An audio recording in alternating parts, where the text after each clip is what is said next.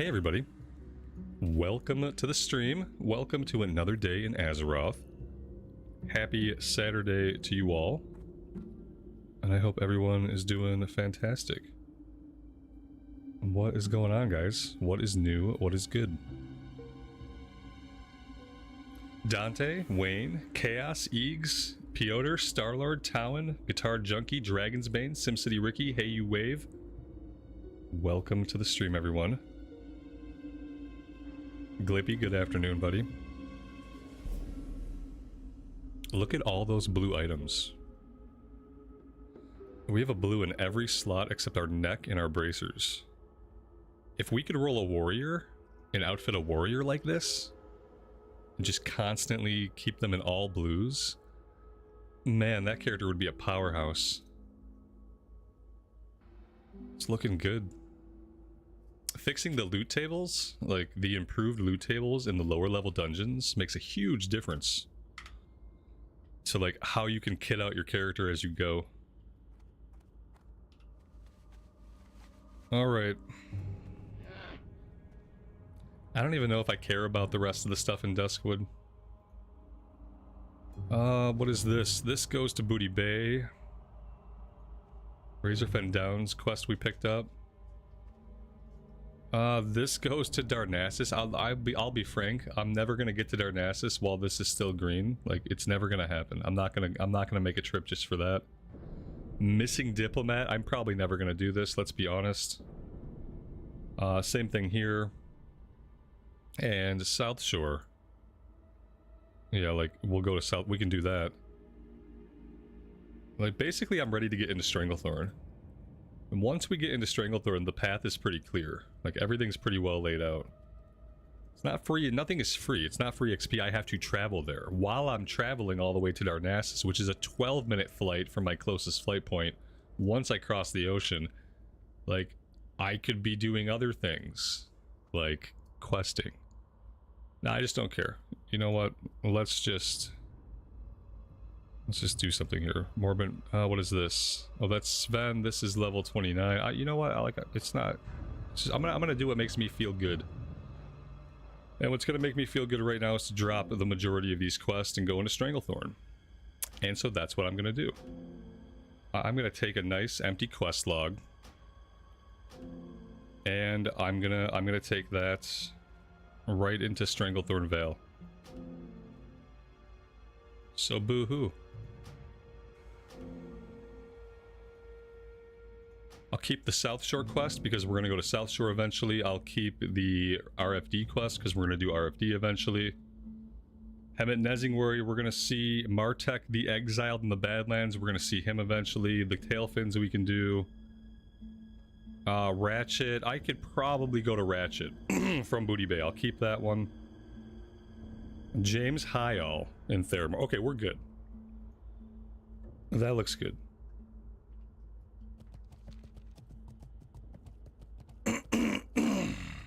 Excuse me. Ask for Mage Portal. No, I don't want to. I did what I wanted to do. I did exactly what I wanted to do, which was to drop basically all of my quests. And now I want to take my clean quest log into Stranglethorn Vale, and I don't want to have to worry about acting like I'm gonna go do any of those other things. You know? Ooh, weight off my shoulders.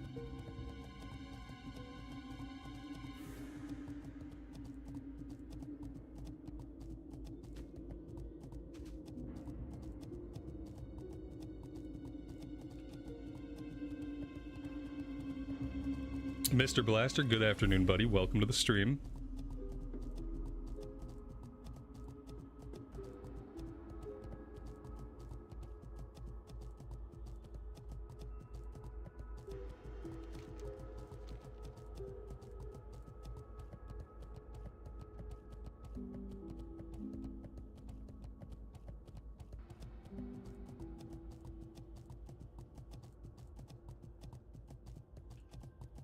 I'm really ready to get out of the early game zones and get into the mid game zones.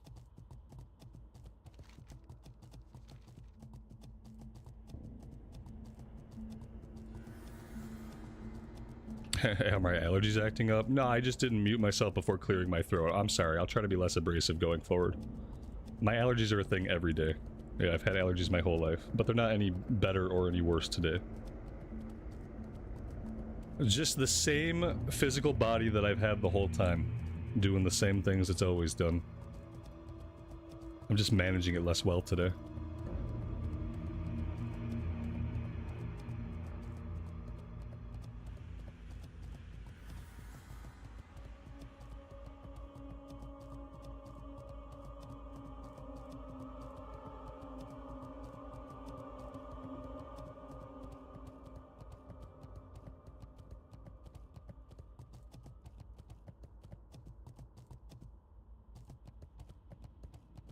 The really nice thing, we have a flight point. They did put a flight point into the rebel camp in TBC. And I don't know if it was there originally. Like, in my memory, we didn't get a flight point here until Cataclysm on the Alliance side, but... And then again, I didn't play a lot of Alliance back in the day.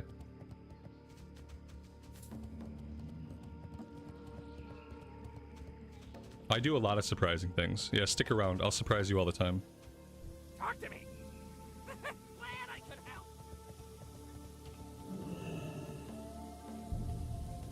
Hello.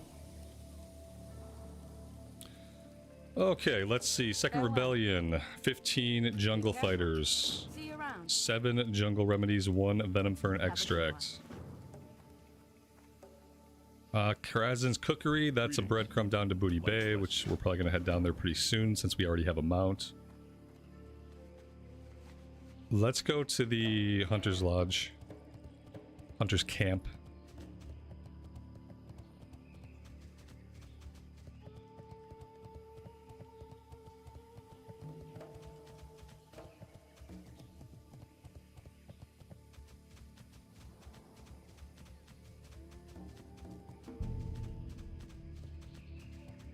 Now, sometimes there's a guy over here, like, he's doing an event, he gets attacked by 2 guys, and he has a quest if we save him.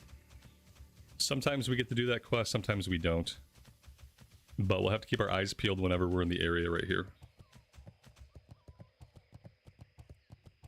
Kata didn't move the Nessingwari camp. Well, the whole map changed, okay? So, like, sure, like, objectively, technically everything moved, because the map was a little bit different. But it didn't really move it, it just fleshed it out a little bit. There are more NPCs there. They have some, like, little walls. They're not quite real walls. But, it didn't really move.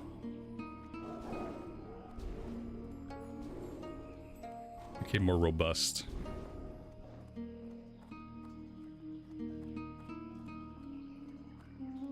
But even then, they didn't do anything cool with it. Like, it didn't become, like, a cool hunter's lodge. Which is what they should have made it into. It just was like a little... It was like a bigger camp with some goblins. They didn't even really do anything cool with it.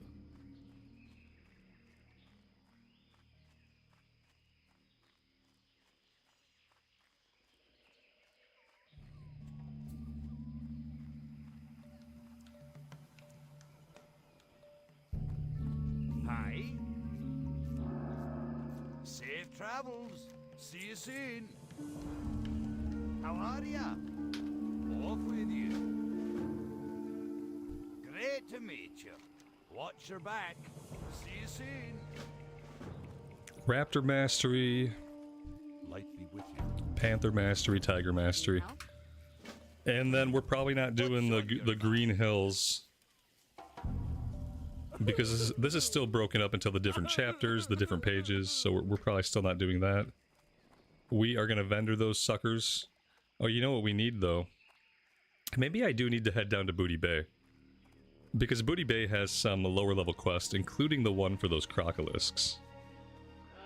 Let's go do that, and then we'll just fly back up here. Yeah, there's Blood Scalp Ears, that's one we can be doing. Singin' Blue Shards is level 35. We gotta get down there, and... This is why I needed a clean quest log. I want to be able to go pick up basically everything that's yellow and most of what's orange. And then just, like, see how much we can get done. Other places we have to keep in mind. You know, around level 38, we have to really get out to Dustwallow Marsh. We don't want to miss Dustwallow.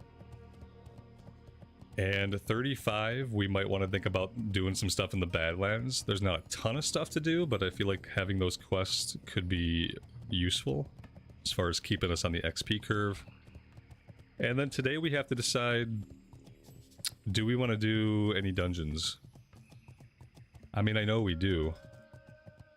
But what's that look like and which ones?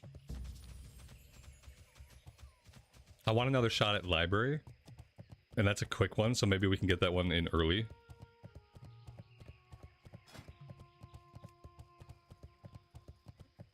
And we might be able to sneak into Armory.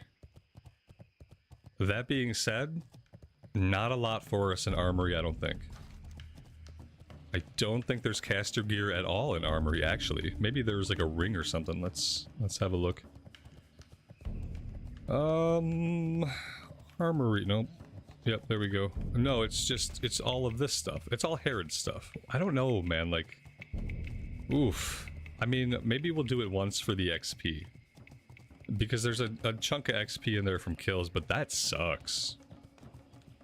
There's nothing we can get. There's nothing on the table at all. That's bad. I don't like it. I might not do it. You know, I might be better off doing RFD. If we can get groups for that, because that's going to be more kill XP. And there might actually be loot in there that I can use. Yeah, I don't want that. But this seems like it's a bit of a higher level. 34 to 34 to 37. Yeah, there's going to be like gear in here for me, like, right? Of all those bosses, there's going to be some gear. Like, I don't know if I want to waste my time with Armory. But we're going to get plenty of XP when we do Cathedral. And Cathedral, we do have stuff that we want. At least I think we do. There might be like a bunch of stuff we want from Cathedral. Unfortunately, it all comes off the last boss. Yeah, we want the cowl. We want the neck. I mean, I would almost take this mace as a priest and hang on to it and see if we can get a really good offhand. This has 8 spirit and 15 damage and healing. Oh, healing by 15, damage done by 5. So this is a healer mace. I would take that and hang on to it. But I guess that's it. So like basically we want everything off of Whitemane. 3 pieces. And that's it. I'm realizing that Scarlet Monastery, like Armory and Cathedral, are really good if you're a melee. And they're less good to farm if you are anything else. Yeah, we should be able to get the fishing book in Booty Bay off the vendor. I think so. Pretty sure that's where it comes from. Monica, welcome to the stream. Amy, good morning to you. Thanks for joining us.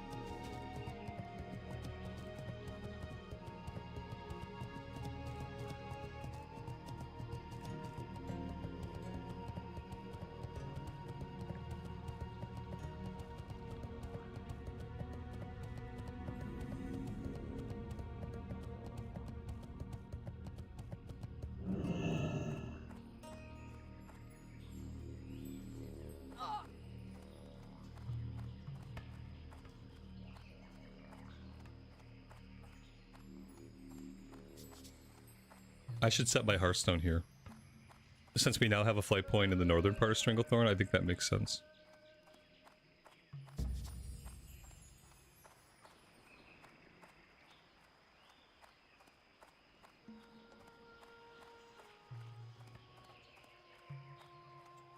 What's up? Be good.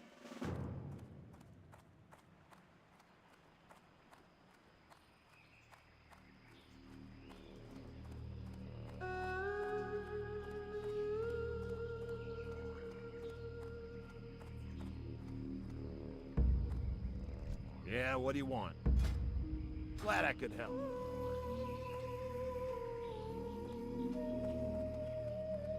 Now I have to find the fishing guy.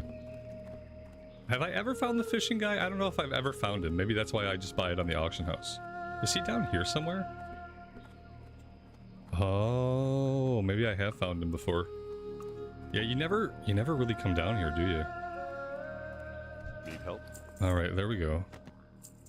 For the Alliance. That's nice. Now we can start fishing again sometimes.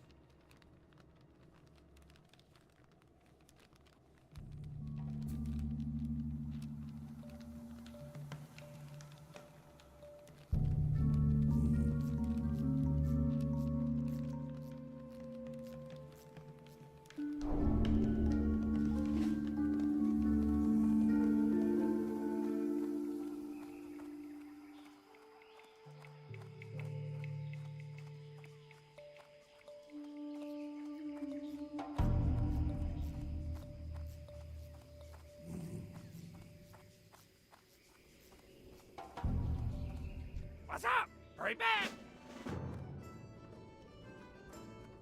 Yeah, what do you want?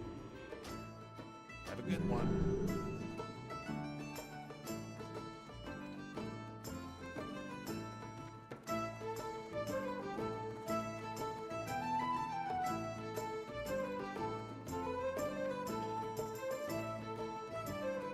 Time is money, friend.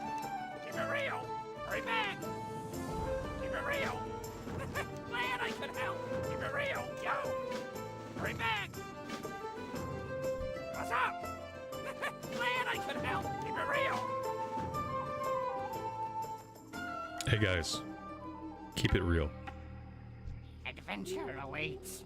Keep your nose clean in my town.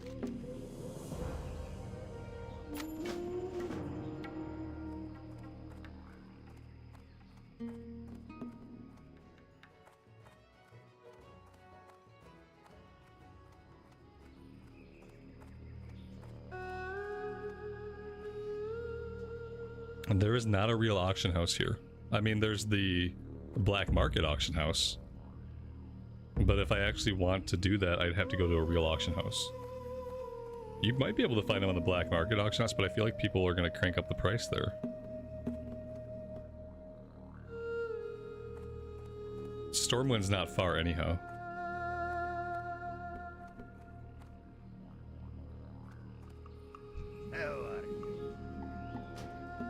Whenever we want to go to Stormwind to get those, we will. We will get them off the auction house, because, well, no, I don't think we can mine them yet. We might be close to the skill needed, but I don't think we have it. Alright, so back to the rebel camp we go. Now that we have everything. We can work on most of this stuff. It's all yellow. We got a couple that are orange. By the time we get to those, they'll probably also be yellow. So, I'm gonna do the green stuff. We're gonna do panthers, crocolisk, and tigers. When we wrap that up, I'm gonna queue for a library run. I want one more shot at the shoulders. Do I need the shoulders? Yeah, I feel like... yeah, the shoulders are gonna be better. And it'll match the robes. I want one more shot at the shoulders.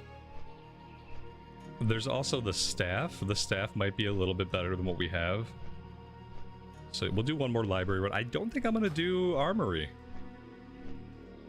We could do it once maybe for the kill XP and see how well the kill XP goes, and but I don't need any of the stuff off of Herod. So and then maybe when we hit level 35 we can think about doing RFD. I would like to do that. It looks like there's lots of potential gear in there for us. I really need some blue bracers. We could probably just buy some better ones. These are level 16. And the neck is level 15. We probably just need to upgrade these just in general, even if it's to a better green. Because they're really bad. But I keep hoping something will drop. Even if it is a green that randomly drops, you know.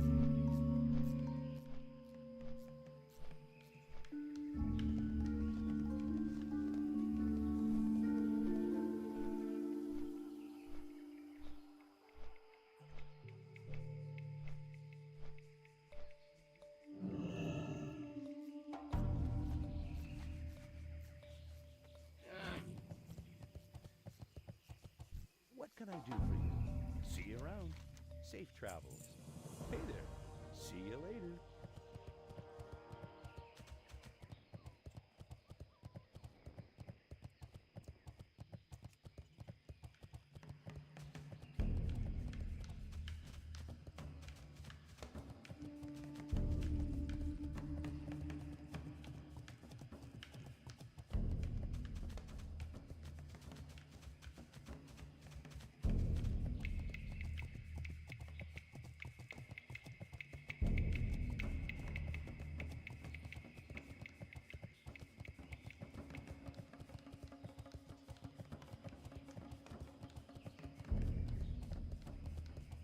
Karen, good evening to you. Welcome to the stream, and thanks for joining us.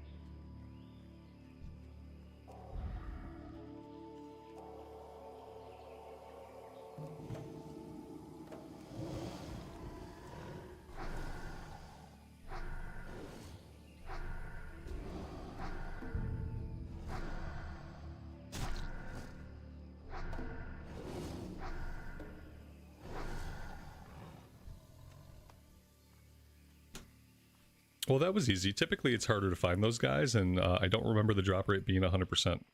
But that's nice. On to the young tigers we go. Can we mine iron? Absolutely not. No, we can't.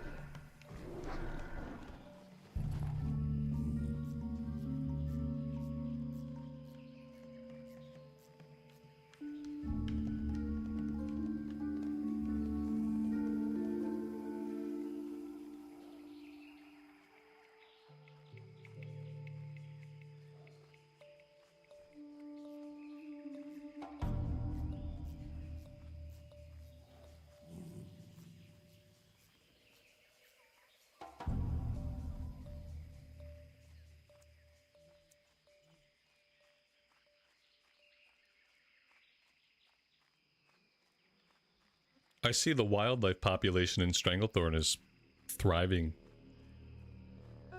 as much as it ever is. I feel like this always happens, right? You know, the places are not that busy. You know, like the zones are not that busy until you get into Stranglethorn. And then you're like in a place where both factions are doing the same stuff. And then you're like, oh, here's all the players. And they're bottlenecking in the shared zones at mid-level. We found them. We found them. We found the players. They're bottlenecking in the same zones at mid-level. On the weekends, the only day they can log in and play for a significant amount of time. We found them.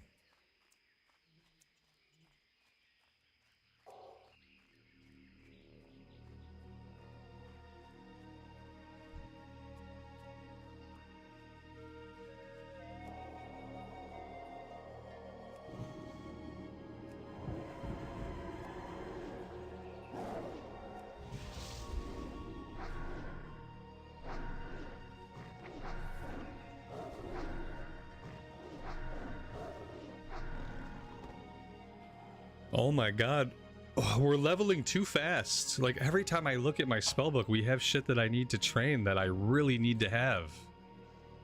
Like every single time I open my spellbook, it's tiresome. We're leveling up too quickly. I have a new rank of Mind Blast sitting there. I have a new rank of Shadow Word. It's as a caster, that's just DPS you're leaving on the table.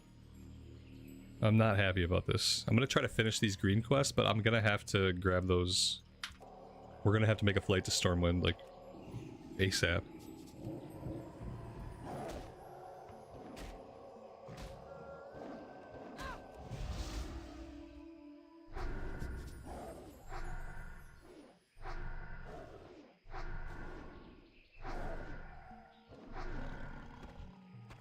Weekend Warriors. Are Weekend Warriors a thing in WoW? I don't really know if it is. Do you guys think there are lots of people? I made fun of it, but do you think there are lots of people that can only play on the weekends? I don't know. I have no idea what life is like. That's obvious. Dave, welcome to the stream, buddy. Thanks for joining us.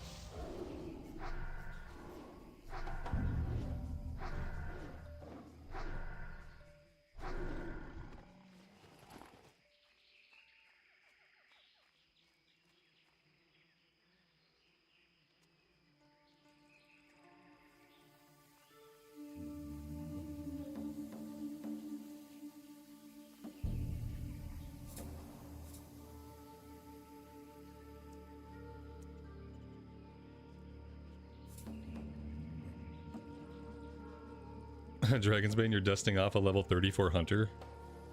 Do you guys ever have like success at like dusting off a character that's parked like that and like actually finishing their journey? Like, has anyone ever had a lot of success with that?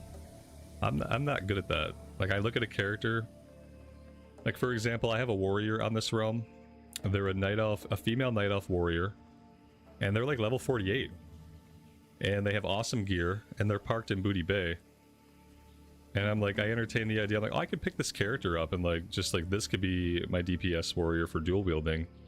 But like, I just can't get into the idea. For some reason, it's hard for me to pick them up and start playing them again. After they've sat, I don't know what it is. Like, it's almost like I would go level up a new warrior. Even with the, even with my arms warrior currently going on, I'd be more likely to level up a new warrior to go Fury than I would be to dust that character off, I think. I don't know why that is. It's always been really hard for me to dust off a character like that and actually play them. There was the only one time in recent memory where I did this successfully, and I don't even know if this counts. But we had a female human paladin on hardcore, and I don't remember, she got to like level 19. I don't remember if she died or what happened, but that was the paladin that I pulled back out on the classic realm, and we got that paladin all the way to 60. That was the paladin that I sent over to Whitemane, and that was our PvP pally. They had originally been a hardcore pally that just we played them and they either died or I sat them. Maybe it was a recorded series character that I abandoned, but that was the only time I successfully picked up a character and then got them to cap. It was like a level 19 hardcore pally. But she was really low level. Like, to me, it's different. Like, for some reason, picking up a level 48 is, like, more daunting than picking up a level 19. Like, I'd almost rather pick up the lower level and start playing the lower level character.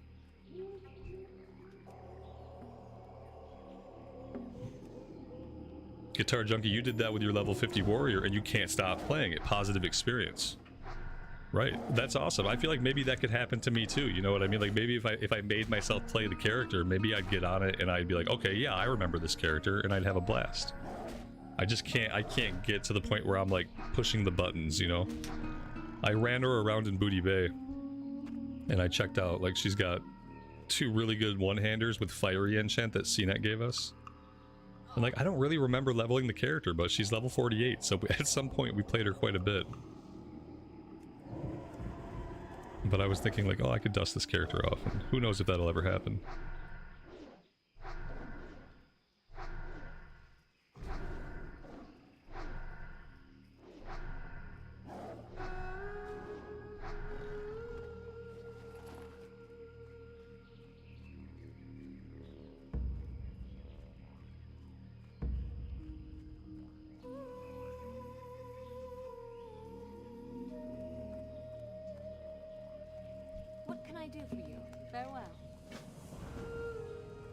Shifting between characters is hard too. You mean like keeping 2 characters going simultaneously? It's hard. It's hard to do it. Because eventually it's like one of them's gonna win out for your time. If you're playing 2 characters simultaneously, trying to like level 2 characters like here and there, and you tell yourself, well, I'll just play what I'm in the mood for. Well, there's the problem. Is you're not going to really vacillate between them evenly. You're going to play what you're in the mood for, and inevitably one of them is going to win out. One of them is going to win out, you're going to spend a lot of time on one of them, and then you're going to have another character that feels more like an abandoned character, and that's going to be harder to pick up. You're going to be in that situation, you know? Dragon's Bane, CNET kicked your 65 Warlock out of the guild. I'm sure that if you asked him, he'd invite you back. He didn't kick you. I think they have a thing that like auto kicks after so many days. They do an automatic thing where like if you're not active in so many days, they kick you. I got kicked too, buddy. He kicked my 52 rogue out too, but he didn't do it. It's just an automated process. Like if a character hasn't logged in, they get the boot, you know? It prevents the guild from being bloated with unused alts, right? It's mainly like, it's bloat protection, not a personal attack. And just ask him for your spot back.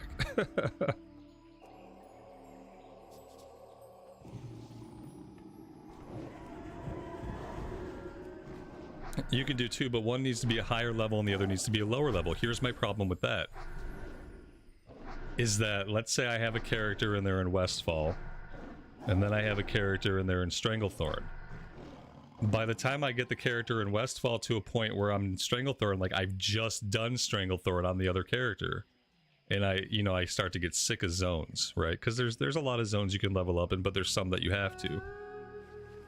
And so like it's like, well, if I just ran through Stranglethorn on the one, now I'm gonna go to Stranglethorn on the other one. I'm gonna be totally burnt out. That's my problem with that, because I've thought that before too. Like, well, if I have a really high level, maybe I'll alternate in some like low level gameplay to let the high level character get rested XP, right? But it hasn't worked out for me yet.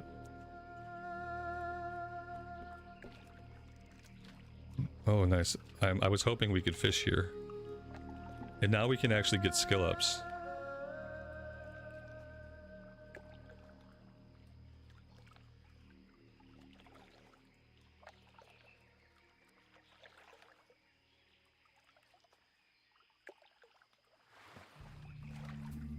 My fish got away. Oh no. We're right on the cusp, aren't we? I don't have any night crawlers on me. We're gonna have to get some baubles. What a bummer. You got bottlenecked in Outland. Yep, see, you're definitely gonna bottleneck in Outland. And then you got two characters in Outland. You imagine doing Hellfire back-to-back on two characters? No, I can't. I mean, Hellfire's fine and all, but I don't want to do it back-to-back. I want to do Hellfire and get the hell out of Hellfire. And then I don't want to see Hellfire again for a while, you know? Like, we did Hellfire on the Pally. The Blood Elf Pally. I'm still on cooldown for Hellfire. Like, you know, maybe by next week I'll be like, okay, well, Hellfire will be okay. But I'm still on cooldown from taking the Blood Elf Pally through it.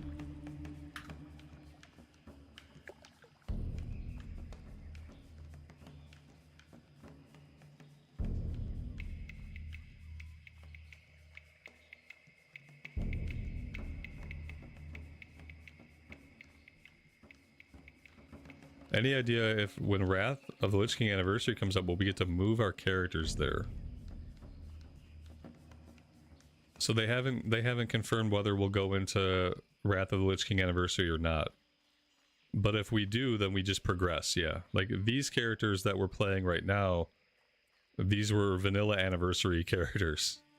And then TBC released, and then they rolled into, they became TBC anniversary characters. So if they do Wrath Anniversary, these servers will simply move on to that phase. They'll move into the Wrath of Lich King era, and the characters will now be in the Wrath era. And then there will be no TBC era. You know, there will not be like a static TBC era. These servers will become Wrath of the Lich King servers.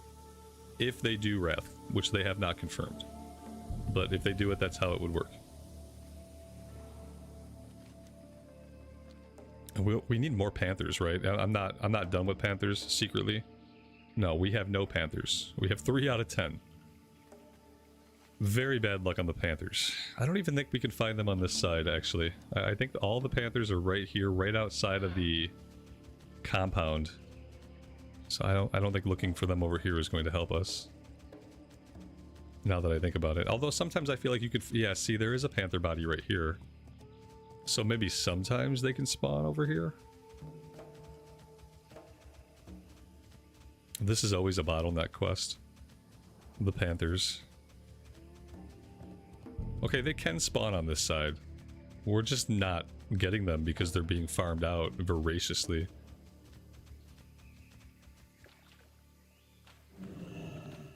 Dave, they will definitely go to Wrath because Midnight is returning players to Northrend. You're absolutely right. It's synergy, right? The synergy and the timing is too good to pass up. We will go into Wrath Anniversary because we're going into Northrend with Last Titan in retail. They're gonna update Northrend and oh man, an updated Northrend might be really good. I did like the updated Silvermoon. I thought like Silvermoon was really good as a questing zone. The main story, I could take it or leave it, like always, but like the side quest and the vibe of the zone was really good. I would love to see a remade Northrend. We'll do what we always do. We'll play the we'll play the main campaign, and then we'll probably quit after that. But at least we'll get to see a remade Northrend. After we see what there is to see, then that's it for me.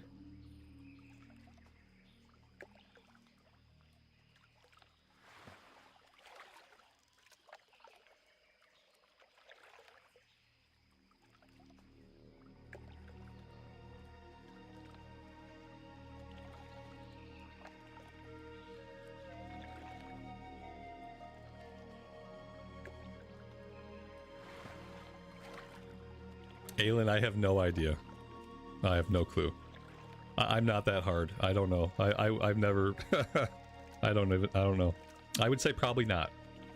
If it's like if it's a big vanilla achievement or something like that, and now we're in the TVC era, I think a lot of those titles you had to get them before we progress, but I honestly don't know. I've never been a title seeker.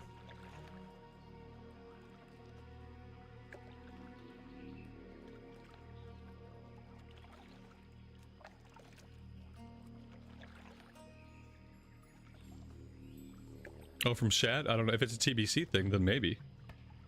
Again, I don't know. Not a title seeker.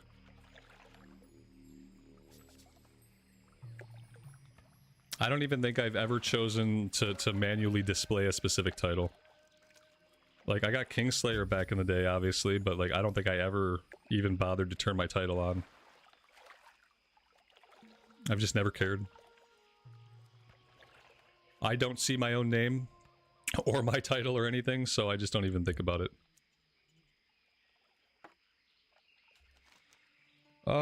Yeah, Panthers. Oh man, I'm getting antsy. I think we're gonna queue up for a dungeon pretty soon. Because I feel like we have wasted a lot of time gaining absolutely 0 XP, and I don't really like it.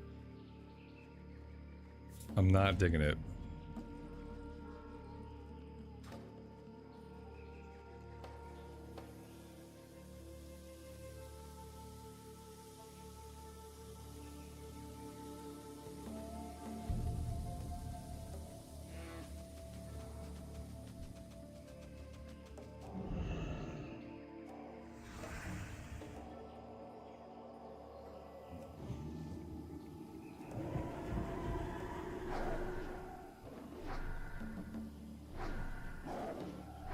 Dave, keep waiting, buddy. You gotta keep waiting. You're gonna have to wait till the retail bug takes me again. It might be around Last Titan. I just have to be in the mood for it, and because of the way retail is, retail does a good job of just eventually getting me out of the mood to play it. It doesn't do anything to sustain my desire. So like once my innate desire to play it runs out, there's nothing compelling me forward. I've kind of talked about it before, how like playing retail is fun, but it takes energy from me. And playing classic is fun, but it doesn't have that same effect of like taking energy from me. It just, I stay at a neutral state of energy consumption when I play classic, but for some reason like it takes a lot of energy for me to play retail. So when it gives nothing back, which it doesn't usually give a lot back, I eventually run out of steam, you know? It usually happens as soon as they suck me into getting on like the endgame stuff, you know? As soon as I start like, as soon as they engage me with the endgame stuff, then all my energy gets sucked right out of me. Like I started getting into delves, I started getting into prey, and those were fun, engaging systems, but for me, they're tiring. Because then I'm just thinking, I gotta get on and do my delves, I gotta get on and do my prey and my delves, I gotta get on, and like, I don't want to think I gotta get on to do a chore. And so like, it's funny, it has a contrary effect. Like I'll play retail, and then as soon as the game manages to get me into one of its endgame loops, that's when it wears me out and I quit. Like, before it gets me into those endgame loops, I have a fine time doing the side quests. I had every intention of doing all the side quests in Voidstorm, and I didn't have the energy to get back in and do it after I did the endgame stuff. All my motivation was sapped.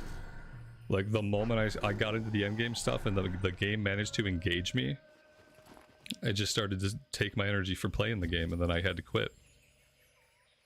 And it's like, so I guess I have to, like, if I want to play the game from like a questing standpoint, I have to completely avoid any endgame loops at all. I can't even say, well, this is a solo player casual friendly endgame. I can engage with this because for some reason, as soon as the game hooks me into that shit, I have like a adverse reaction to it and I quit. I'm like, no, you're not getting your claws in me with this inane bullshit. And I like pull back really hard, you know? But I think if I had just kept doing the side stories, like I probably would still be playing.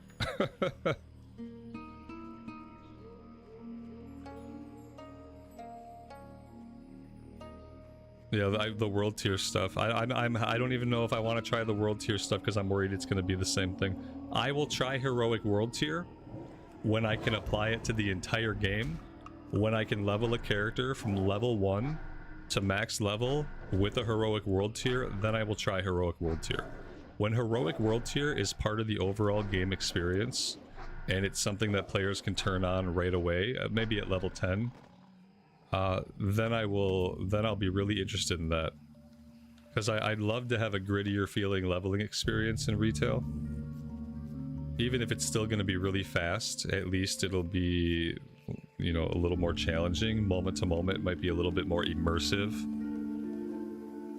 But when it's just these little, like, when it's just these pieces of little side content that are clearly designed for them to test this, right? These are just 2 little planets, 2 little zones they've pulled from Legion. These were Legion zones or something. You know, they're gonna test this thing, and like, so they're putting it into the game as content for players. But really, it's just a beta test for them to figure out, like, can we make this work? How is this going to work when we implement it on a bigger scale? Can we do that, etc.? I don't think I'm going to check those out, but I'm glad they're pushing forward with the idea behind it.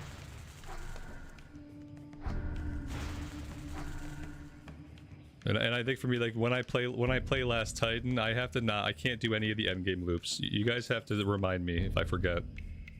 Like, I can't do any of the endgame stuff.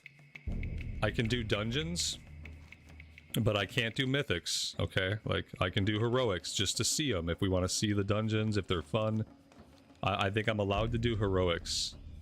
I'm allowed to do anything that I could have done in Classic. Let's put it that way. Like, anything that I might have gotten up to in Classic at Endgame, I'm allowed to do. Like, so I can do dungeons. And if for some reason I got into a real raid group, I'm allowed to do raids. If someone was like, hey, come to my normal raid, you loser, I could go to a raid. But I can't get into the loops where it's like, log in every day, do your prey, log in every day, do your empowered delves. I can't do that stuff because it just makes me quit the game, even when I'm having fun. I could be having fun doing it, but because it leaves me tired afterwards, I eventually pull away from it and quit. So I just can't do that again. I just want to enjoy the side quests. Like, I just want to be able to play in the new world, the new zones, and like enjoy the side quests and stuff. I'd love to be able to explore through a remade Northrend and see like what kind of things have happened in Northrend and stuff like that. So I just have to remember, no endgame. All caps, absolutely no endgame.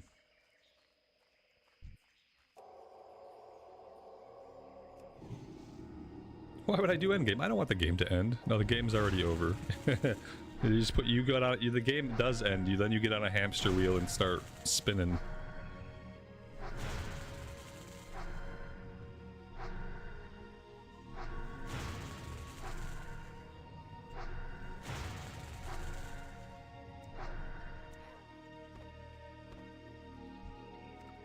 Well, this quest is not really one I wanted to be working on right now, but there's mob availability, and so I've just kind of leaned into this area so that I can fight stuff and progress something, because the Panthers are, you know, they're not showing out today.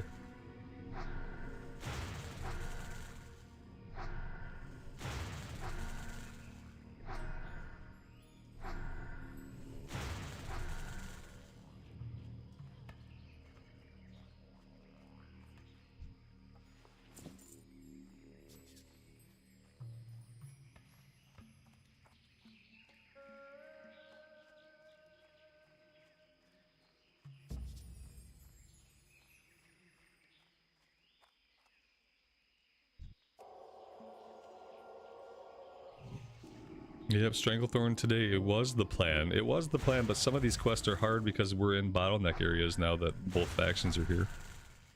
I am in the queue also for Library, but There have been healers. There have not been tanks. We have a group already formed up that doesn't need a healer. Oh man. You know, if I roll a tank, there's just going to be the problem of then there won't be healers, right? Isn't that how it always goes for me? Even if I roll a tank, we're still not going to be able to get groups, right? The only time we're going to consistently be able to get groups consistently is when we have the automated LFD. And then we're going to know, you know, it's 8 minutes, it's 5 minutes, it's 12 minutes. It's just going to be consistently what it is. But until then, no matter what I do, we're not going to find as many groups as I want. Because I like running 5-mans. And that's all kind of a bummer.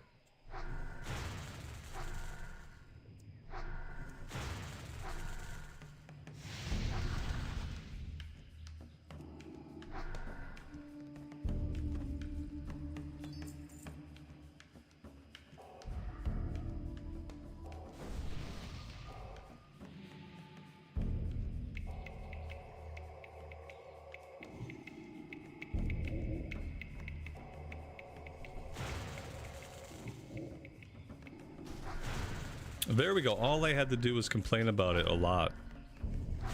Oh wait, no, it's oh no, that's a tank. That's a tank. Okay, good. It's looking okay. It's a pally tank too. Now if only I can not get killed here, that'd be even better.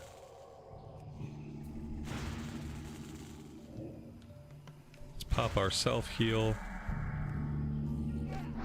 Get our bubble back up.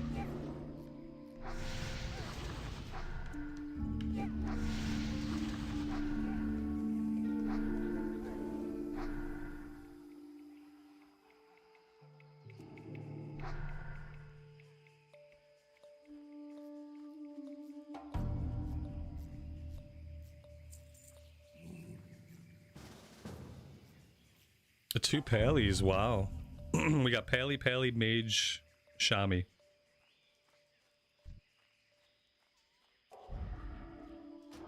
And we're getting a summon. Let's go. We do have our Hearthstone set in Booty Bay, so we can just hearth out whenever.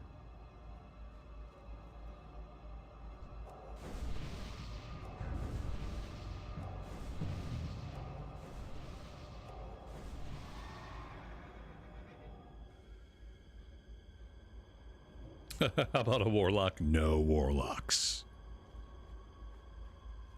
God. I didn't realize I was going to come to dislike warlocks. It's kind of a shame. I don't even want to play one now. I have no desire to ever play a warlock now. Which is good. I don't need more classes to play. And I think we're stuck as tank and heals for the rest of the time, to be honest. I think, like, no matter what I do for the rest of eternity, it's probably going to have to be tank or heals. And eventually, like, besides this character, it's probably just going to have to be tanks.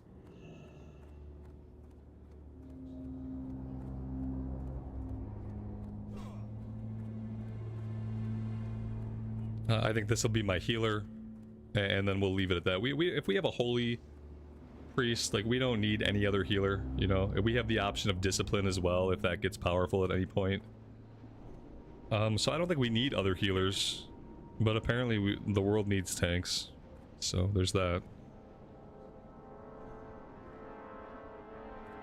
The paladin can be it's too much of a pain in the ass.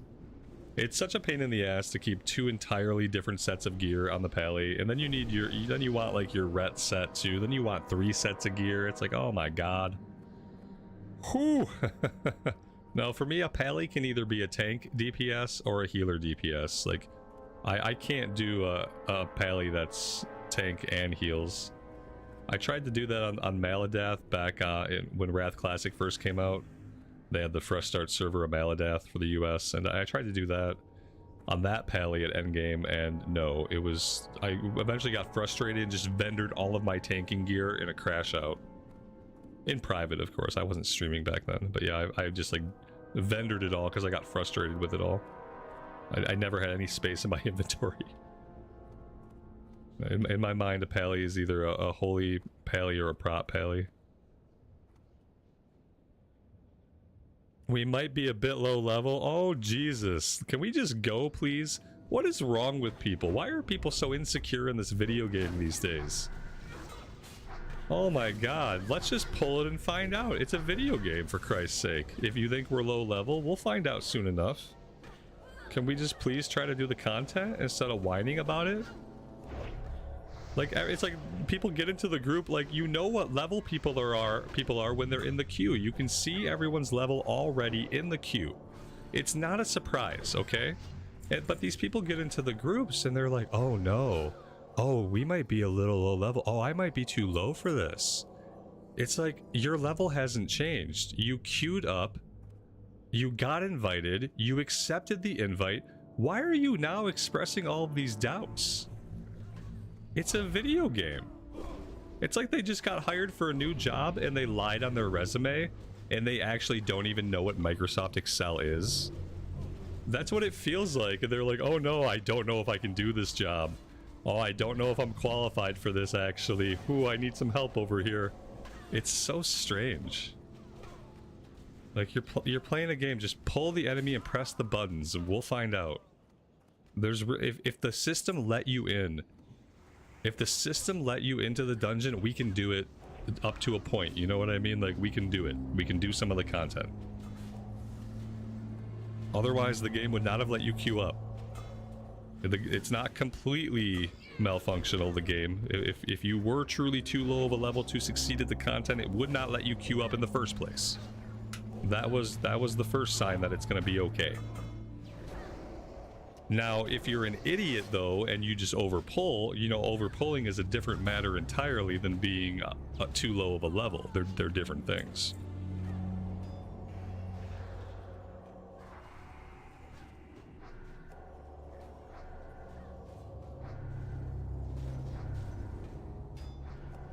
No, it's weird because it's like this is like it's self-reporting.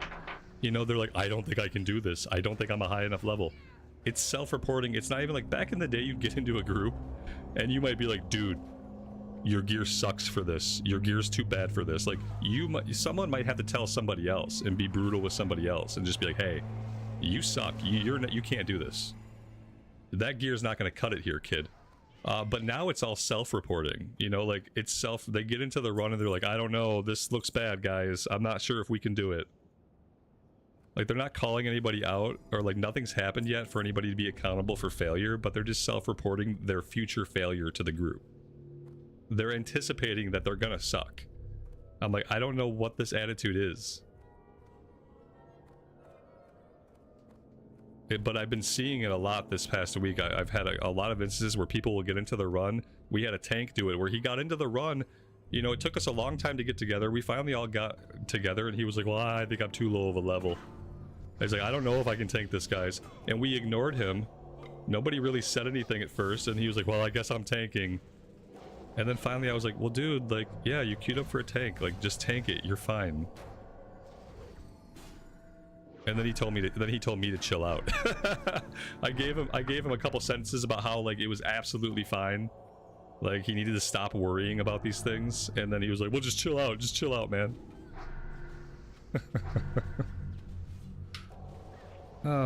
It's glorious. All the socializing we get to do in Classic.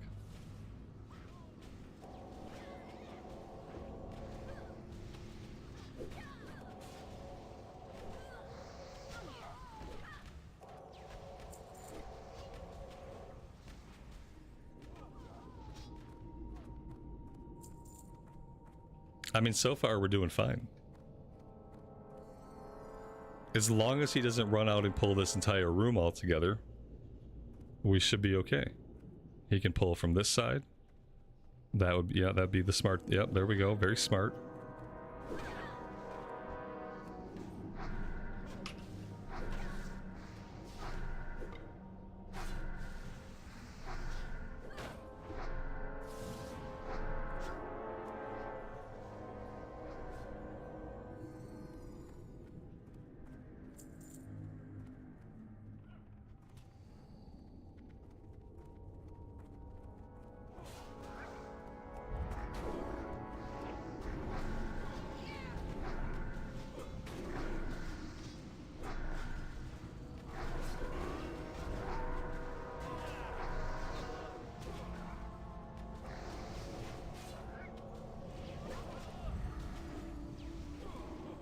I do love being able to bubble pally tanks. Like, pally tanks have their issues, but I am spec'd into improved power word shield, and I really appreciate being able to use it.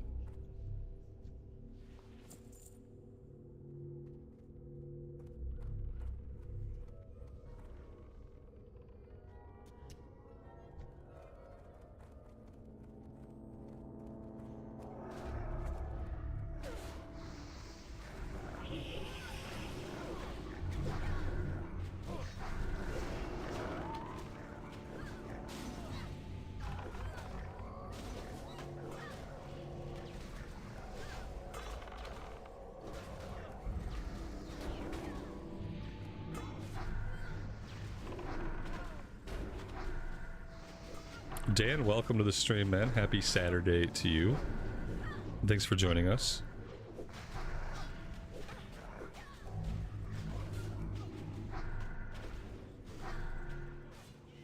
Is there a Joyous Journeys buff for TBC right now? Shrinko. I wish, man. Come on now. Come on now. No, there's one for... I think there was one for Mista Pandaria. I don't know if it's still ongoing. But I remember a couple weeks ago, right when I was thinking, you know what would be juicy for TBC? A Joyous Journey buff. As soon as I was thinking that, they dropped one for Mista Pandaria, which I had forgotten existed. As if Mista Pandaria needs a Joyous Journey buff, you know? No, sadly, no JJ. I'm hopeful for one though, like sometime in the future. Like you know, TBC Classic the first time around, that was the first time they started using the JJ buff. It was not quite the end of TBC, but it was getting close to the end of TBC. And you know, we were anticipating Wrath, but didn't really know yet.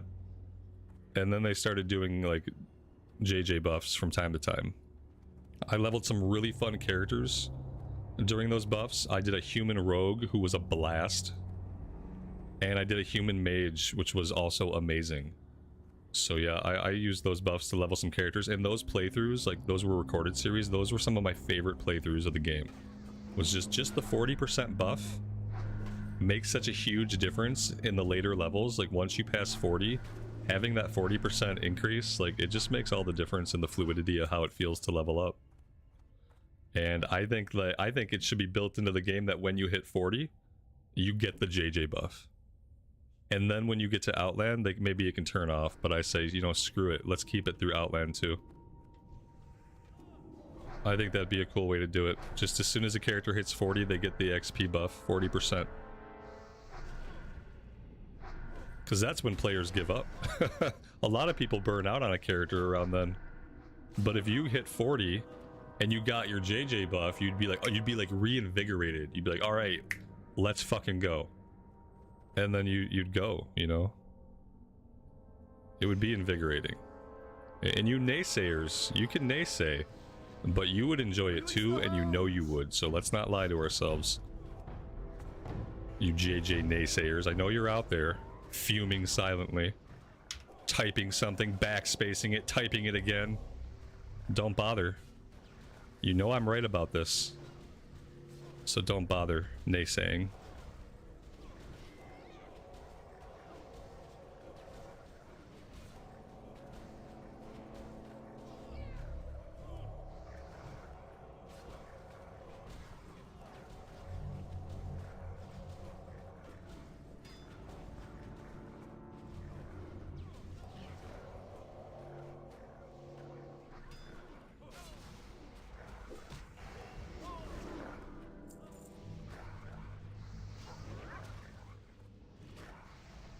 And now the satchel thing was retail. The satchel thing was the winds of mysterious fortune? Wisdom? The winds of mysterious something or another. That was a retail thing. That was interesting. I liked the bags too while leveling up in retail, just because it helped you have gear while leveling up in retail that you will never get if you level up in retail normally. Like you don't get gear. You level so fast, you never fill up your slots. And so that was actually pretty cool. I could have done without the XP bonuses. But the loot satchels they did were pretty cool for that, but for retail. Just because it was fixing it was like inadvertently fixing a problem, and the problem is like while you level up, you don't get enough gear in retail because you level so fast through disparate areas that don't always provide loot for the right slots, and so the bags really fixed that inadvertently. Blizz doesn't realize they probably need to be a part of the leveling experience until the leveling experience gets a complete revamp.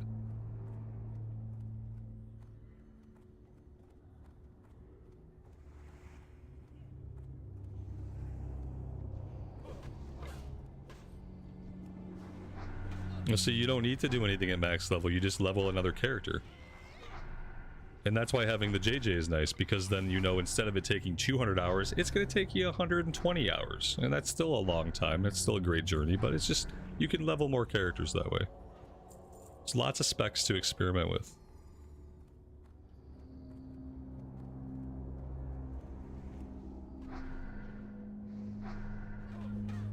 You could work on professions or just make gold or something, you know?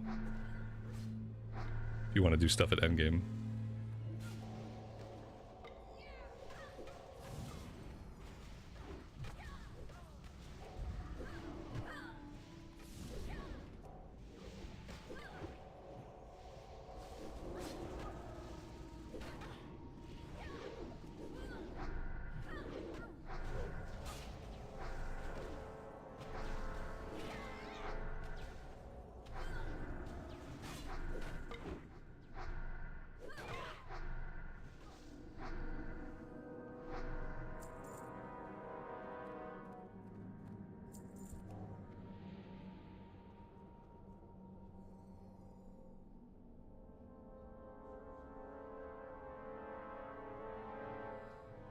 The data mining happening for MOP servers is interesting. They found Warlords of Draenor challenge mode weapon models in the files.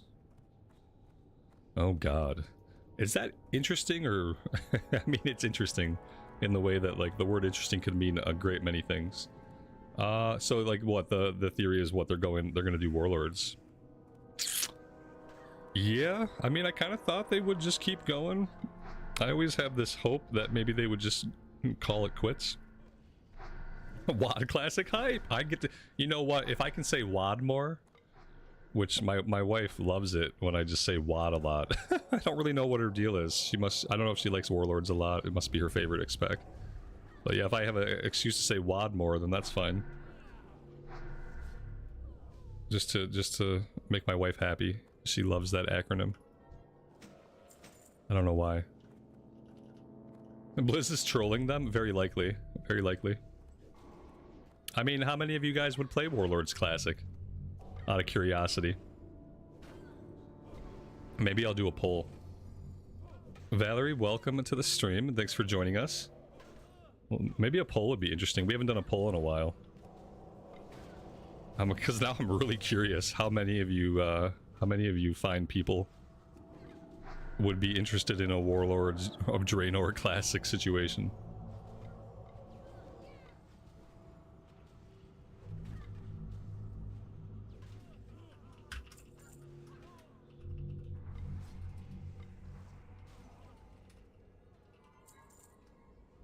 Here we'll keep it simple.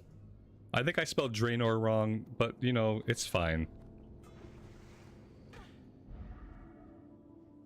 You guys get the idea.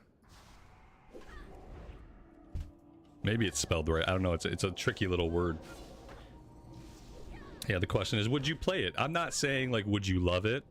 Not would you love it? Not even do you think it's good? I'm not asking your opinions on Warlords of Draenor. I just want to know if you'd log in and play it. Maybe you'd check it out. Maybe you'd want to see what was going on just for giggles. And maybe you'd play it for a little bit of time. Maybe you'd play it all the way to endgame. Like, but would you play it? Would you install it? That, I guess that should have been the question. Would you install Warlords of Draenor Classic on your PC? I really would like to know. I guess I should have like picked like, you know, like don't care at all, but I guess like no is the same as don't care. If you don't care, then you pick no. I basically ignored my garrison after a while in WoD, and that was fine. I was a miner and I was supposed to be going there every day to mine my resources in my little mine, and I did that a little bit. To be fair, back then I didn't have as much time to play. I don't know what the garrison would feel like having as much time to play as I have now. You know, I know back then it felt like kind of a waste of time. I wanted to do 5-mans. I wanted to get ready for raid. Like, I didn't really want to be in my garrison, but that was because I did not have a lot of time to play. So maybe I would, you know, I liked the table. I liked going to the table and sending my minions out. I thought that was cool. They had the app on the phone. You could, I remember managing those guys from like my phone app, and I thought that was pretty cool. But as far as going there and doing my mining and stuff, that was bothersome. And but I never got to see the boats. Apparently at some point we had a dock and there was like boat stuff, and I never got to see that. I wasn't engaging with it at all during that phase. I don't know. Warlords of Draenor Classic.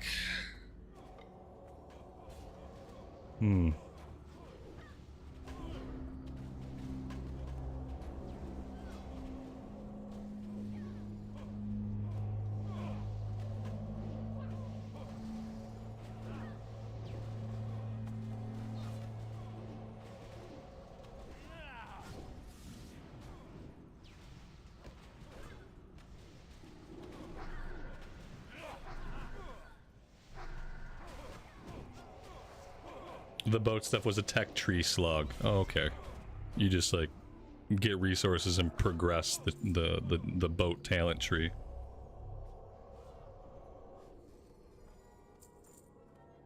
You know what? I think I've said this in the past. I would play Warlords of Draenor if right out front the developers committed to giving us the cut content. If they committed to fixing the story beats and giving us the cut content, the Shatrath raid and all the Urel stuff, if they would commit to giving us that content when it, like, in the phase order properly, instead of just cutting out the whole middle raid and story arc of the expansion and making it so that the ending makes absolutely no sense. If they would commit to doing that, I'd play Warlords. I'd like to see a Shatrath raid, and I liked Urel, and I liked her story beats. And that's the way that I would like to enjoy it. I would enjoy it if the developers would commit to giving us the cut content. Like finishing it, implementing it, putting it into the game. That would be a valid reason, because then it's like Warlords of Draenor do-over. Like, they didn't do it justice back then. They cut a bunch of content that should have got into the game. And they should give us that content, and they get a little chance of redemption for it, and they get to hopefully put some cool content into the game as a result.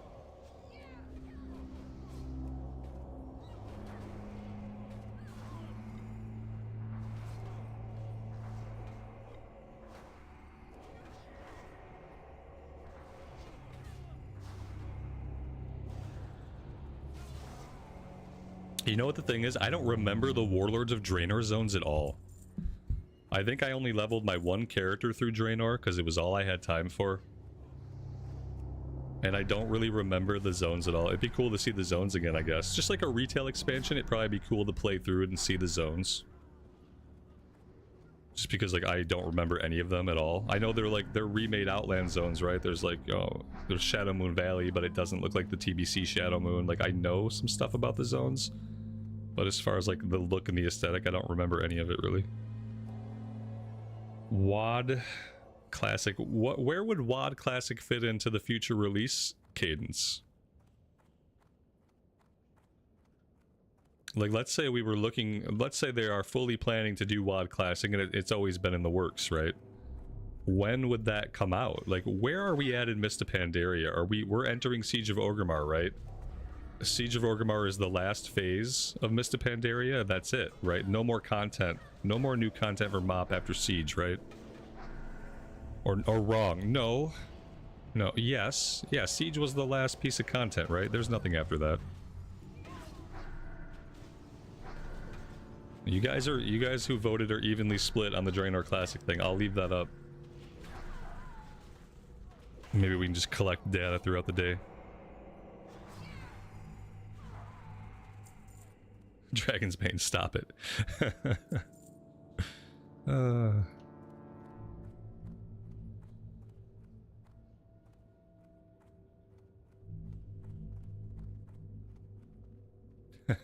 Risen, I'm convinced that somewhere in the future, Anniversary Midnight Classic might be a thing. Anniversary Midnight Classic, that's double, that's like deep.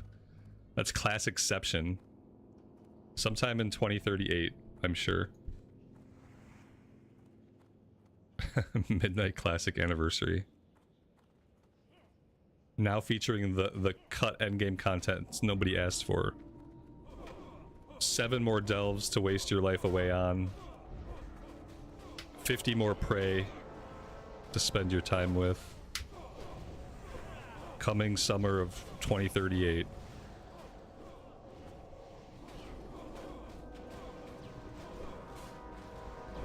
We're gonna get WoD Classic long before we get Classic Plus, aren't we, guys? So, how does this work out? I guess we would get WoD Classic, and then we would get Anniversary Wrath, and then we would get Last Titan, and then we would get Classic Plus. We're getting Classic Plus at the end, no matter what, guaranteed. Like, that Classic Plus will be the last thing we get. It'll probably have to be after the World Soul Saga's over. This guy, we overpulled a little bit here. He blew Lay on Hands already. I think he's about to be dead. Don't know if I can do anything to save him. I got a little bit of mana left. Okay, we got interrupted. That was sweet. Shit. Look at us wiping in library. Look at us. Very pro.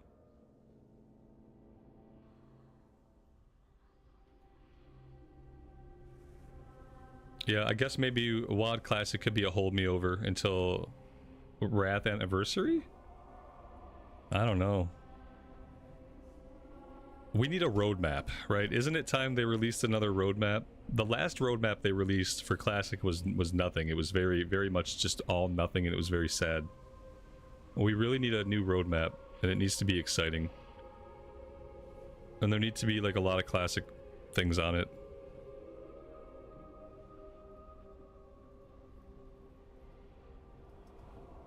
Maybe somebody got too close. He said, dude, let me pull and stay back. I hope I didn't do it. I wasn't really paying attention to much besides what we were talking about. I was kind of autopiloting my heels. I hope I didn't overpull.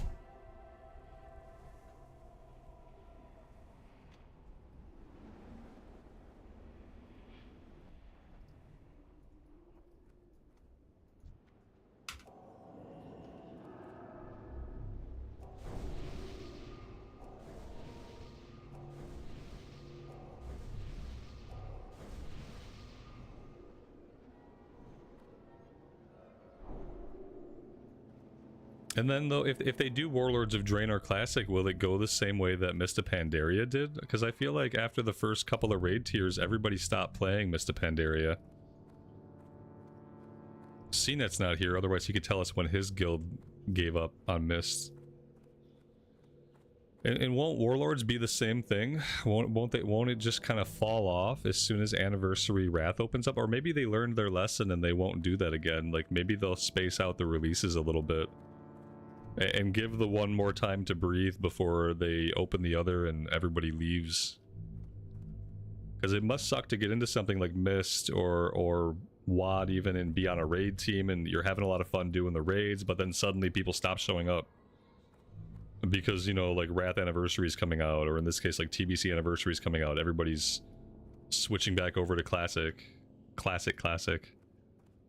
It must suck to be in that situation, you know? They kind of set people up to, like, get into the version of the game. They start to like it, they spend a lot of time in it, but then it gets abandoned.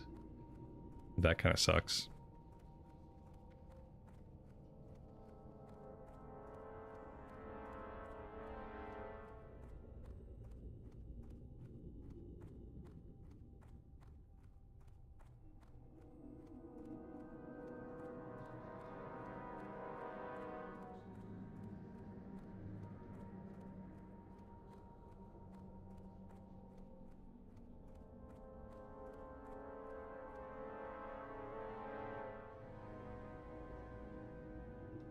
thought this was the Classic Plus waiting room. Apparently, it's the WoD Classic waiting room now.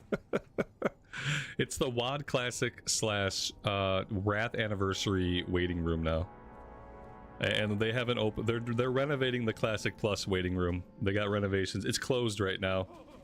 Yeah, we thought we were in it, but it turns out it's going to take a little bit more time in the oven than we thought.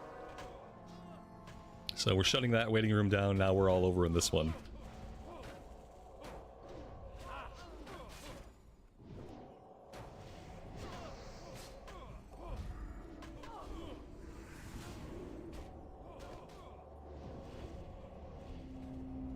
Blizzard's gonna announce WoD Classic at BlizzCon, and they're gonna say everyone's gonna boo, like everyone's gonna boo, and they're gonna go, "You think you don't, but you do." They're gonna flip the script, you know. You think you don't, but you do. You want it. You just think you don't want it, but you want it. Flip it around on us.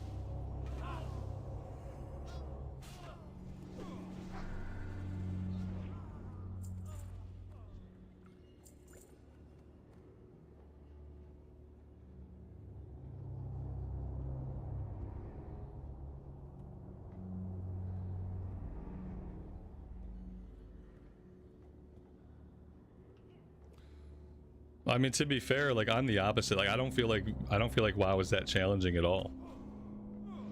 And speaking personally, I hardly ever pay attention to anything that's happening. The only time I'm ever like even remotely focused in on what I'm doing is when I'm playing hardcore.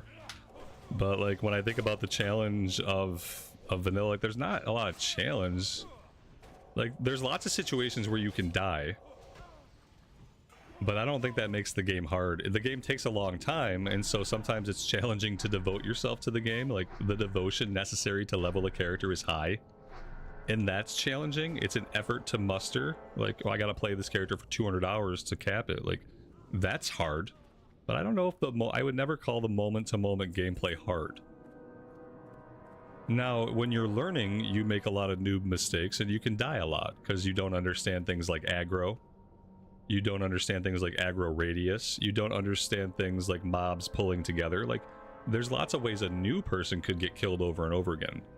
And so, like, but if you've been playing the game for a bit, I don't think there's any real challenge in the moment-to-moment gameplay. To me, it's cathartic and relaxing.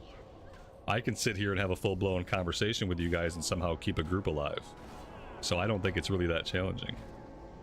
I think we use the word difficult or challenging, but I think we mean something else.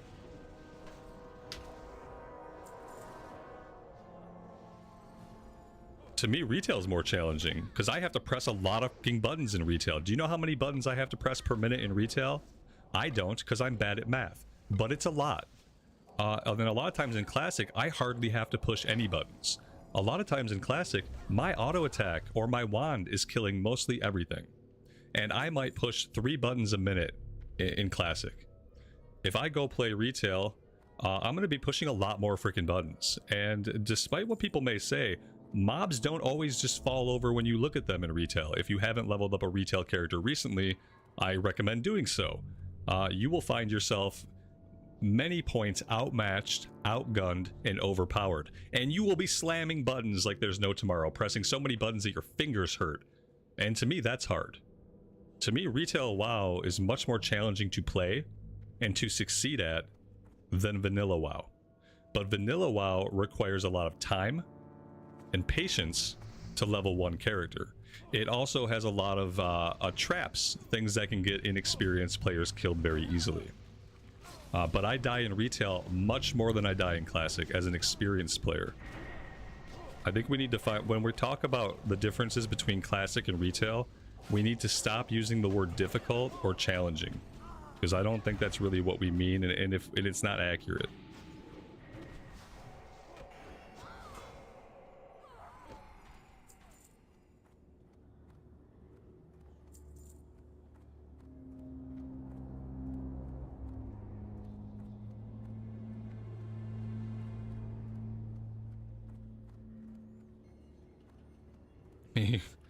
You feel that Classic Plus is just clickbait? Oh, I should put Classic Plus into the title of all my streams. Classic plus, parentheses, waiting room, end parentheses. I should do it, if it's clickbait, I should do it like that. I could stand a little bit of clickbait. Classic plus, parentheses, waiting room. There we go. That's the ticket.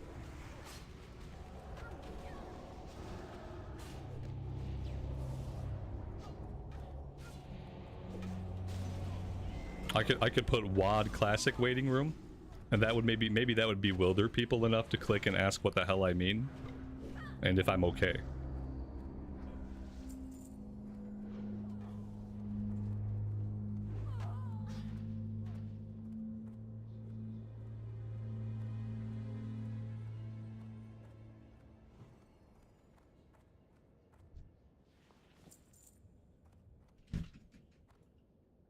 It seems like every new WoW stream is like, okay guys, today we're gonna kill this boss alone millions of times to get this mount to drop. I mean, that sounds like a piece of content in retail. Somebody asked me the other day, how can you level characters in Classic over and over again?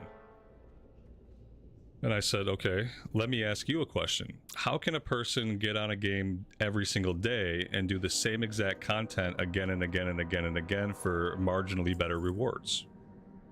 And they said, aha. It's like when I go through a classic leveling campaign, we see like 30 zones. We see 100 different mob variations. You know, we level a character and learn like a variety of spells and abilities over time. When I play retail, we get on and we do the same things every day. Today, guys, we're gonna do our delves, our empowered delves, and we're gonna do some prey. And that's every day in retail. You find the pieces of content that you enjoy, and then you just do them over and over and over and over and over and over again. And to me, that's much stranger. To do the same exact thing again and again and again and again is much stranger than going on a journey, the results and path of which are going to change drastically between characters. Yeah, it was a funny moment, and I think the person had an aha moment. They said like, oh yeah, when you put it that way, playing retail seems really weird. Yeah, it seems really weird. The idea that you're going to get on every single day, you're going to kill the same things, do the same things all the same way. And if you're doing it on one character, there's going to be no variance. You're going to be pressing the same buttons in the same sequence even. Whereas like every time we level a character, that's like 150 hours, like tons of different zones, tons of different environments. We do things in a different order. We have different professions. We have different roles in dungeons while we level up, whether we're a healer or tank. Like everything's different. When you go on a big leveling campaign, it never feels the same. But when you're literally logging in every single day to do the same thing, that is going to feel the same. But that's what people choose to do in retail. And so which one is more demented? Leveling characters over and over for hundreds of hours across the vast open world, or doing the same bits of content day in and day out for the entire expansion so you flush all your progress down the toilet and do it again in the next X-Pack? Which is more demented? Both are ways to play a game, and I guess that's really all that matters.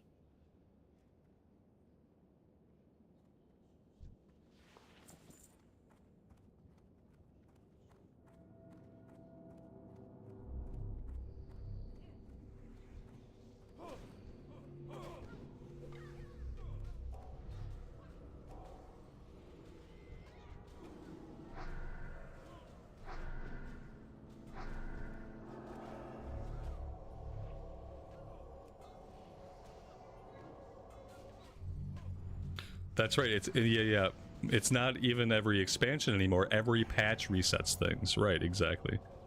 Every patch feels like you're like gear-wise and gearing-wise. Every patch feels like you're going into a new X-Pack. Suddenly, all the stuff you worked really hard for, you can get better stuff for much easier. Like a green, you know, it's like the green is the new purple phenomenon, but it happens every single patch.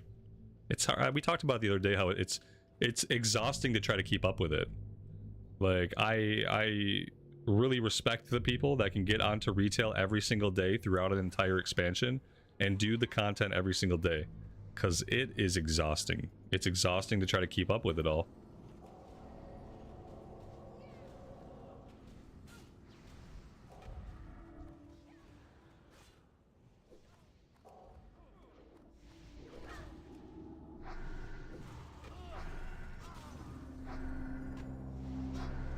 Larry, welcome to the stream, buddy. Thanks for joining us. Everybody has the right to their own version of fun. Oh yeah, exactly. And that was my point.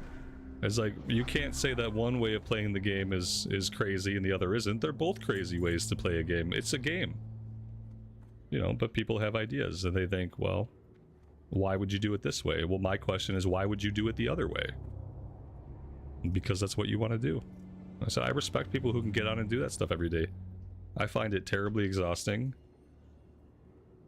And so I can't keep it up.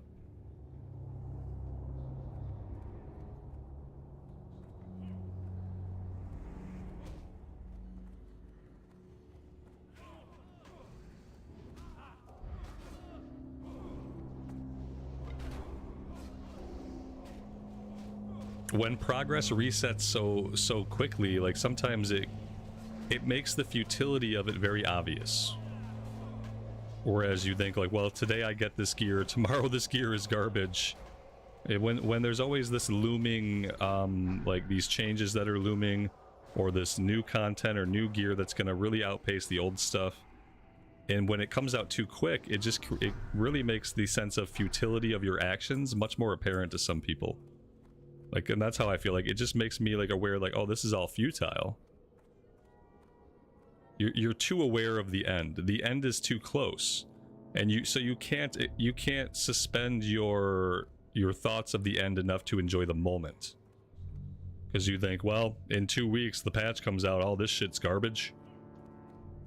I'll be doing something else for better gear. I might as well just quit. Like, the end is too near. The content comes out too quick. In a way. That's as best as I can nail it down.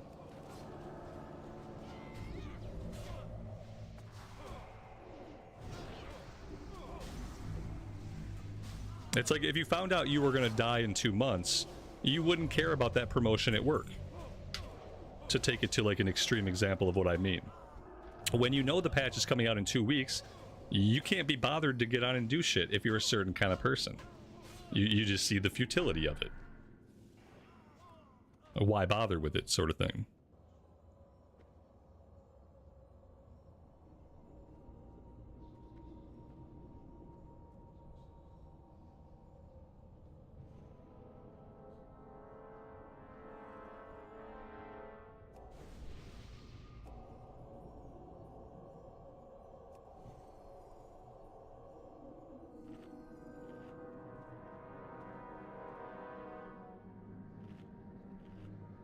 I have no coffee left. This is unacceptable, chat.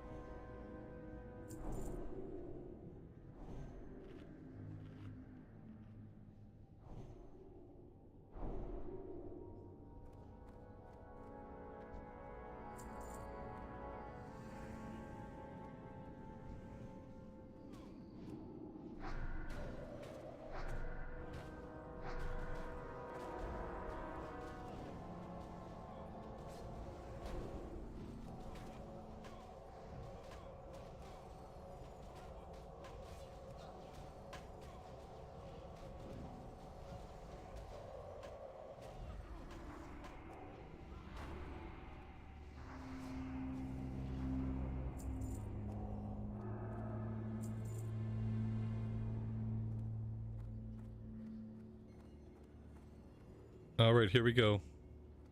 Let's hope for the shoulders. Saying that, we have a mage. Like, what are the odds that the mage does not win them? Well, the odds are 50-50, I guess, if we both roll on it.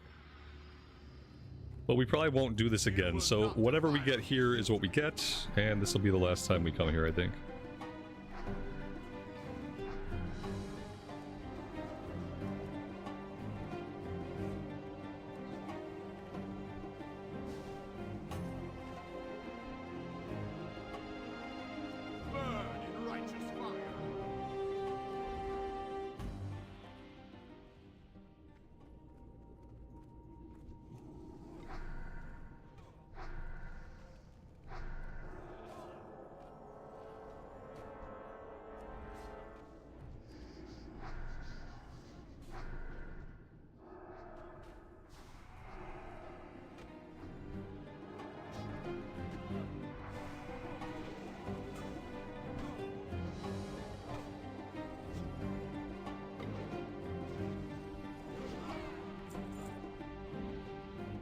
Damn.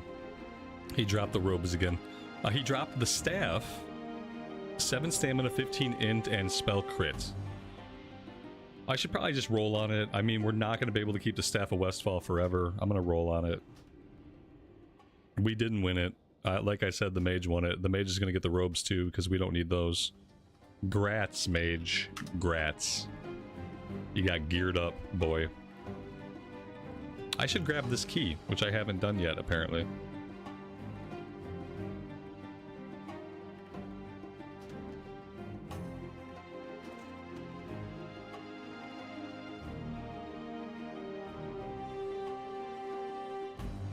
Okay. Yeah, I think we just we hearth out and go back to questing.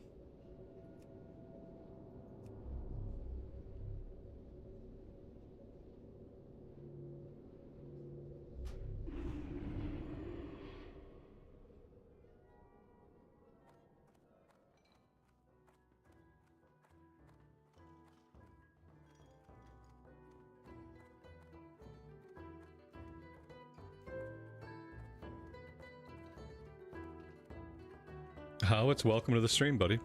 Yo, Thanks for joining us today. glad I could help. It's been a good day so far.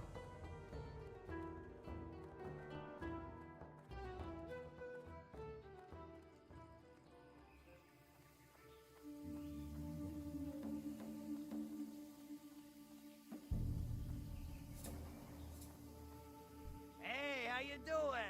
Keep it real. Have a good one.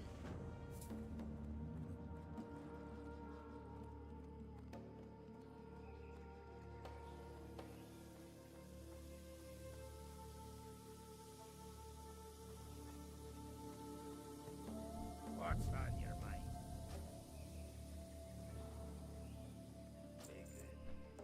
When we do RFD, make sure we don't have another cloth wearer. Yeah, I should probably, if I do that one and put the effort into it, maybe we should put the group together.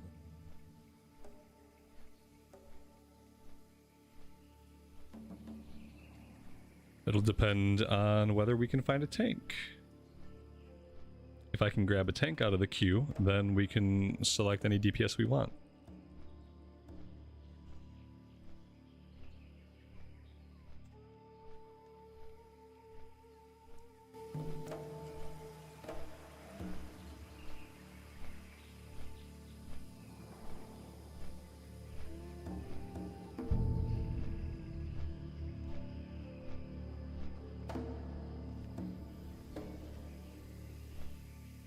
Yeah, Dragon's Bane, if you want to go and you're in level range, when the time comes, definitely. I don't know if we can do it at 34 or if I want to wait till 35. As a healer, I'm not sure. Guess maybe it doesn't matter. Maybe as a healer it doesn't matter as much. 33 to 41. What do we got? Oh, look at that.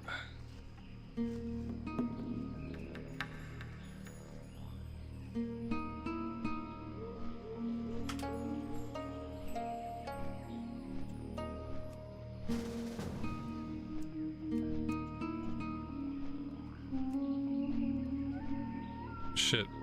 No, he went away quickly. I want to build my own group. Stop inviting me. We almost had a tank.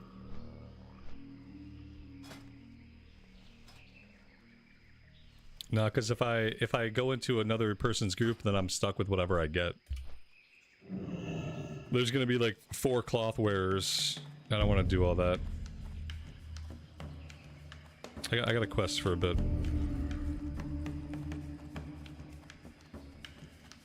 Let's see if I can make any progress here. You know what? Most important thing right now, and I think we all can agree with this, I need coffee. Yep, sorry, I just realized I've been out of coffee, and I can't let that stand. I have to take a quick break. Yep, oh, I need to come up there? Perfect, this aligns perfectly. Guys, I'll be back in a few minutes.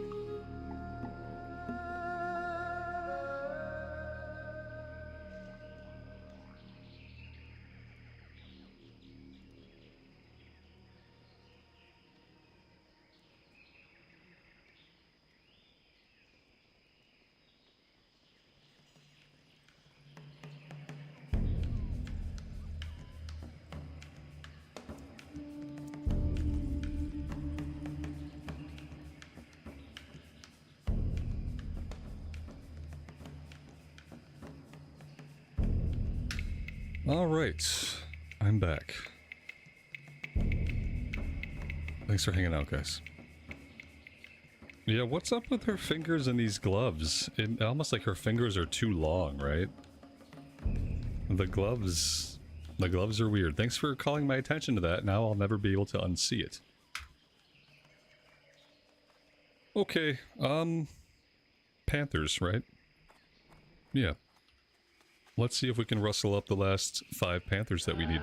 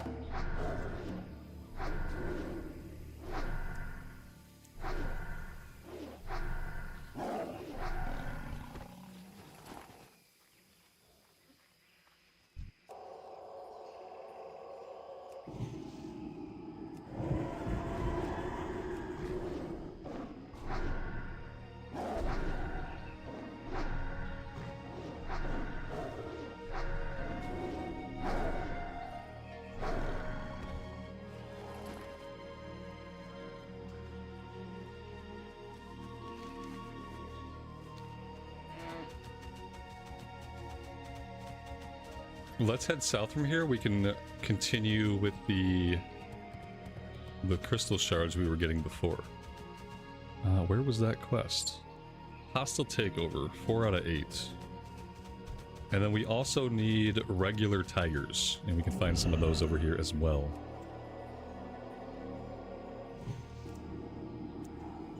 Has a date been set for the move to Anniversary Wrath?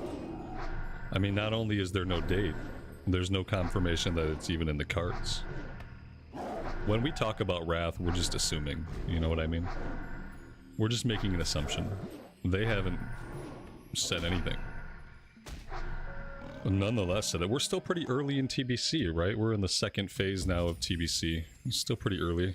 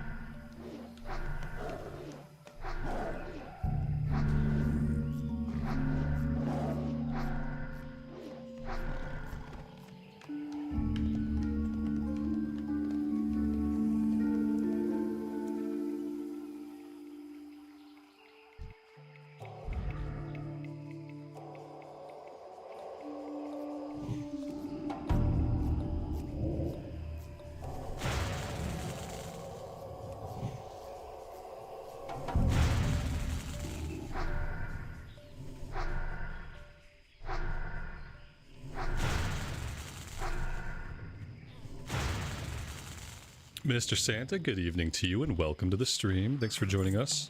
Hope you're doing well today.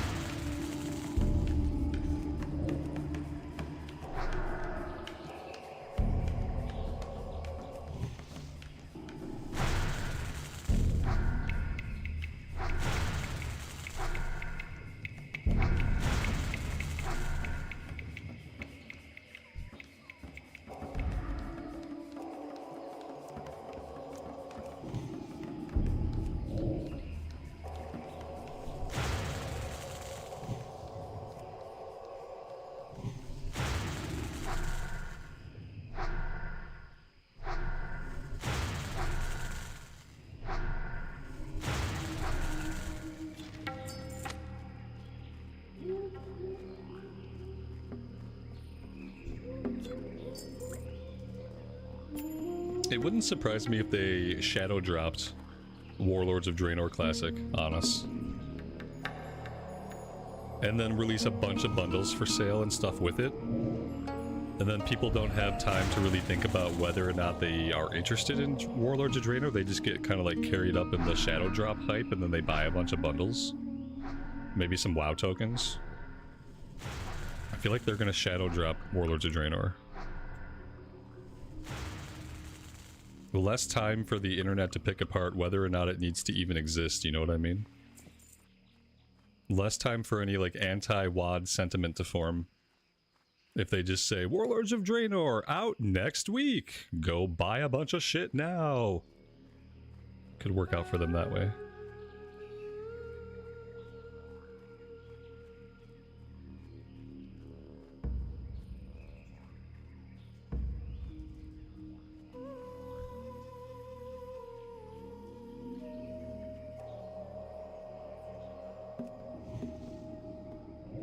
Possibility of skipping WoD and going to Legion? No, they won't. They won't. If they're gonna continue, with the progression classic, then they're not gonna start skipping expansions. There's really no incentive to do that.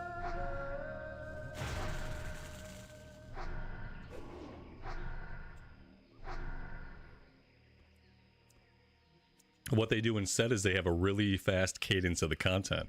You know, release the content really fast, get through the content really fast. That way, if it's not popular, they can move on to the next thing. But they won't skip an expansion.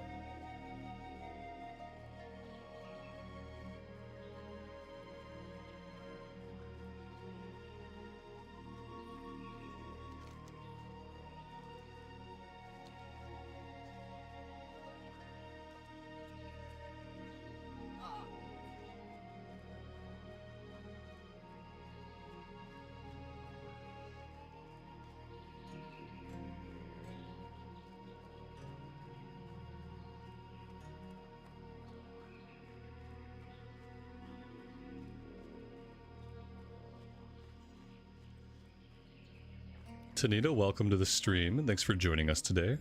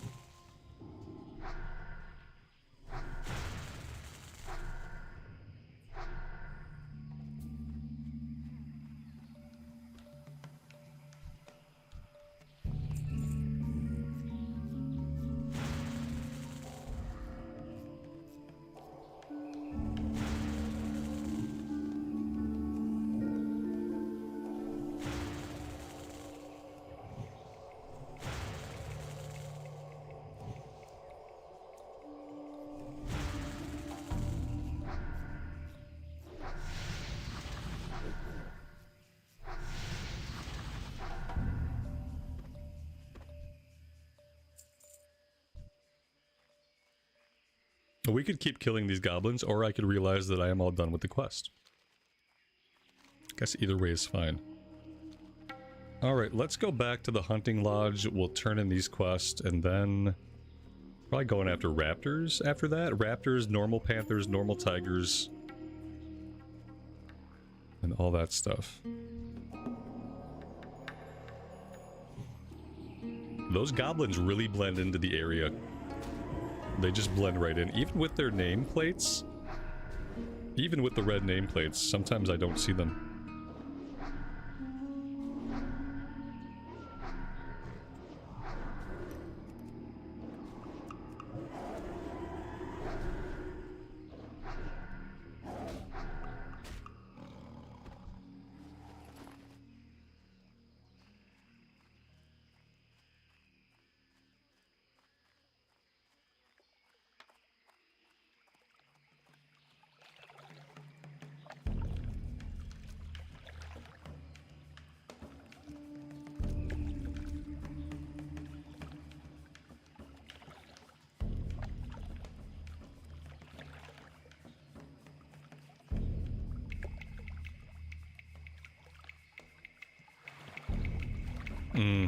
It's such a waste. I need to buy baubles. I need baubles badly. There's no point to even try if I don't have like a nightcrawler or a bauble equipped, because I'm right at the cusp of being able to fish here, so most of the time the fish are gonna get away.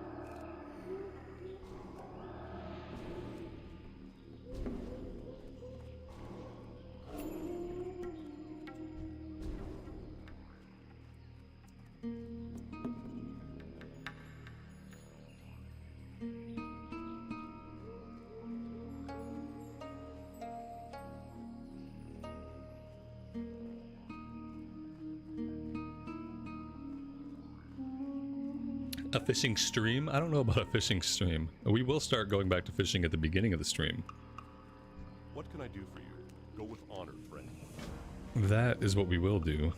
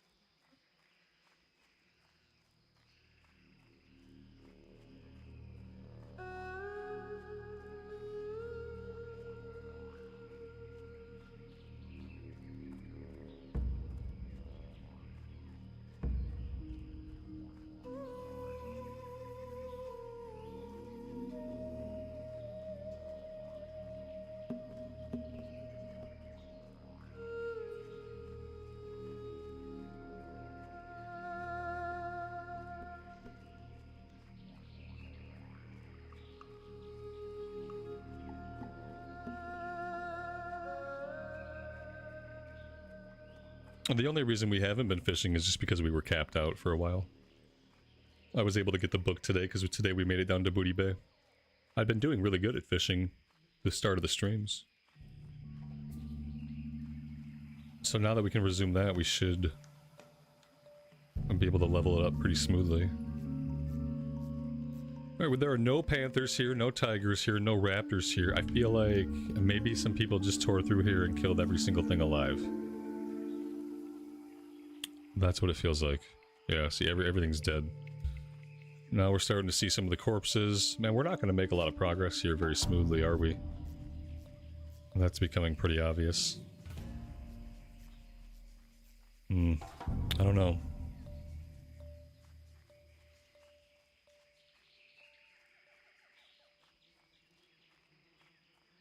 I haven't been keeping up with all of them. No, we're falling behind again. I may never do trade skills well. I may always fail at trade skills, and it may just be something that I have to be okay with. I can't beat myself up about it or feel bad about it. It just is what it is. Fishing and cooking are good. Like, cooking is pretty good. That's it. Cooking is easy to keep up on. Everything else, not so much. Everything else just takes money. We need to buy a bunch of stuff, basically. We have to spend money. I don't really want to spend money to make stuff, but we'll have to if we want to level them up at some point.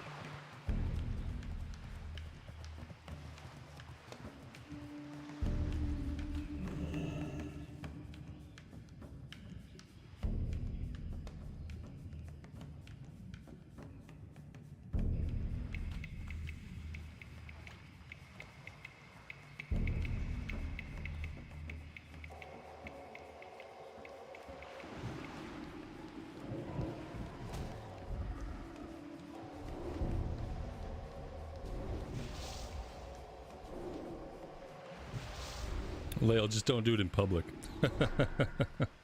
just don't do it in public. You'll be fine.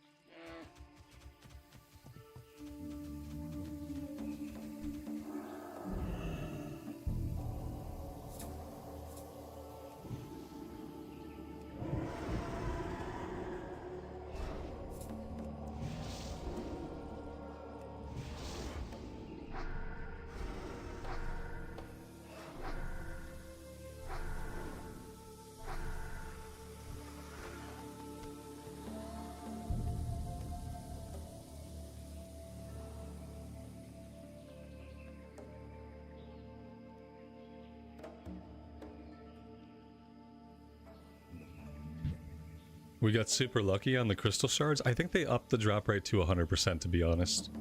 It was 100% drop rate. I'm pretty sure they just updated it for TBC.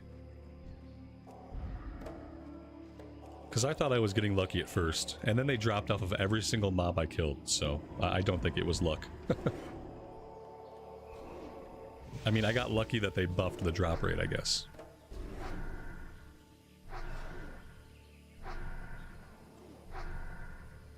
Yeah, our Draenor Classic poll is locked at 50-50, I've noticed. Every single time there's a poll with two choices, it's always locked at 50-50. Which is good. It's good to see an evenly split viewpoint on something. It'd be much more frightening if it were horribly swayed in one direction or another.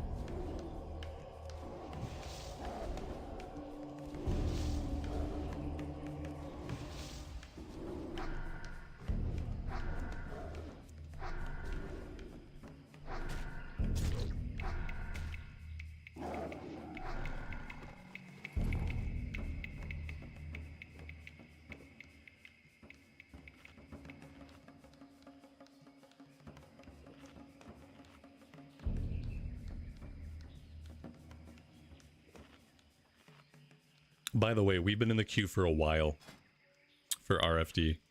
No tanks. Look at all the fucking healers. No tanks. It's not going to be like this in Outland, is it?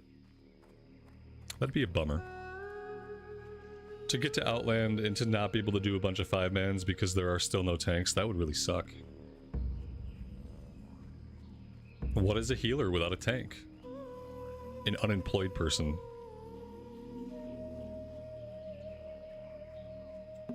That's already what I am in real life.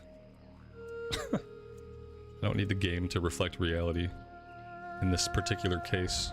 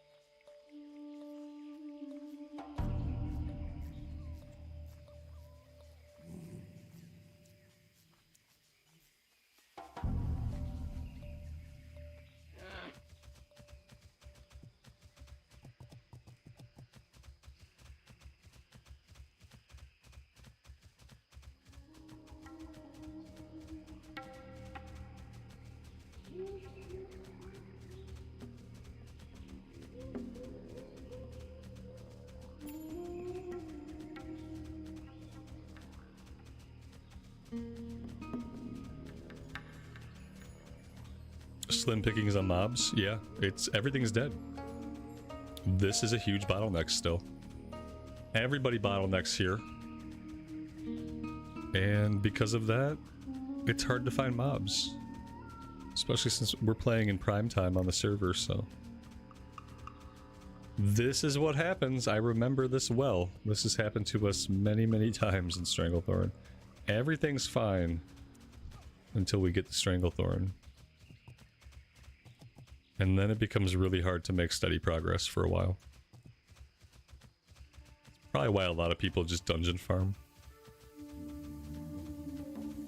I mean, I'm trying to do dungeons. We're just not getting groups.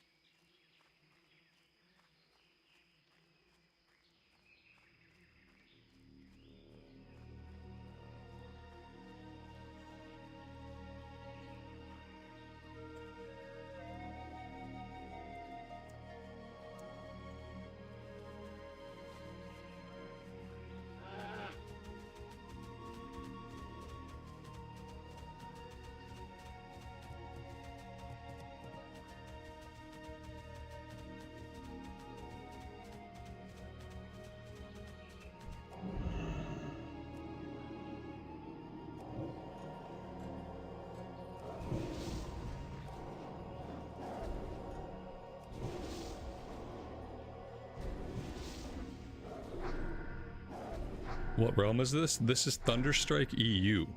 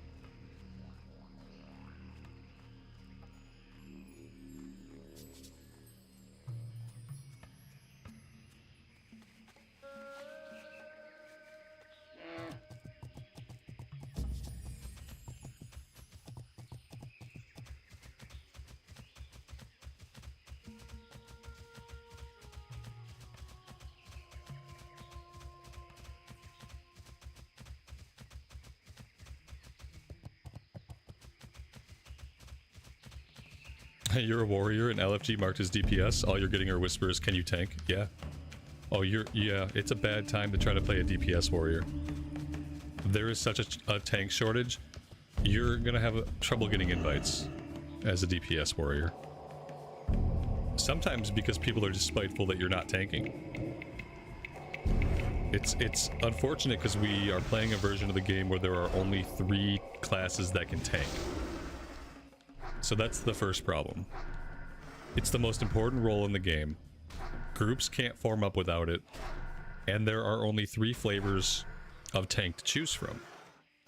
So the first thing that happens, if you're just not a paladin, warrior, or druid type of person, you can't tank. Like, you're excluded from ever being able to tank. If you're just thinking from like a class perspective, none of these classes really appeal to me. But then, if you know, beyond that are all the troubles that tanking brings with it. Or at least the perceived troubles, because there really aren't a lot of troubles that come along with it. Most groups get by fine, even with novice tanks, especially at low levels. But there's a lot of perceived problems with tanking that players have that stop them from tanking. Just a bad situation, and it's a bad time to be any class that could tank, but you want a DPS instead. Then you're gonna have a really rough time.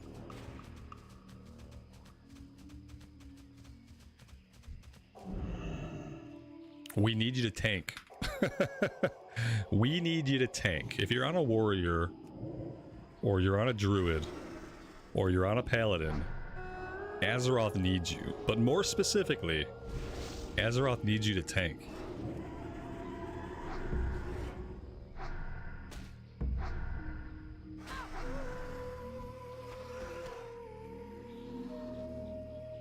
A Shami tank class, yeah, like we could do Shamis. You could do a lot of things. Shaman are already kind of set up to tank. We've tanked dungeons on a Shaman before in Classic Vanilla. We tanked like, what, was it 3 dungeons? Like RFK? Or was it RFD? We did a couple of runs as a Shami tank and it worked. So all you add a couple talents, you add some skills. You have to get another tank going at some point in Classic because there aren't enough options. When Wrath hits, then it's fine because then every single person is a Blood Knight tank. And the Death Knights are so strong at first that it doesn't really matter if they're a good tank or a bad tank. As long as they lay down Death and Decay, it's gonna be fine. And so once we get into Wrath, I don't think we'll have this problem.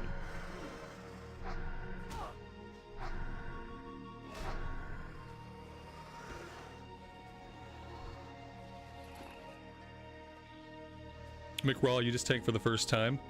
Other than an impatient DPS and a bored healer, it went fine. Yeah, exactly. Like, you're gonna get DPS that want to pull for you.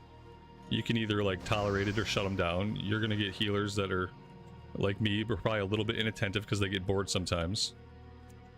There's not a lot to do as a healer sometimes.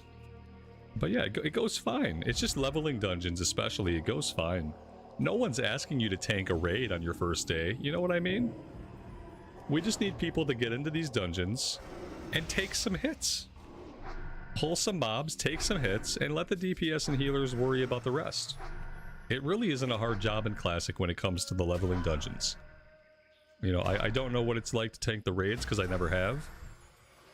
But the dungeons are pieces of cake for the most part.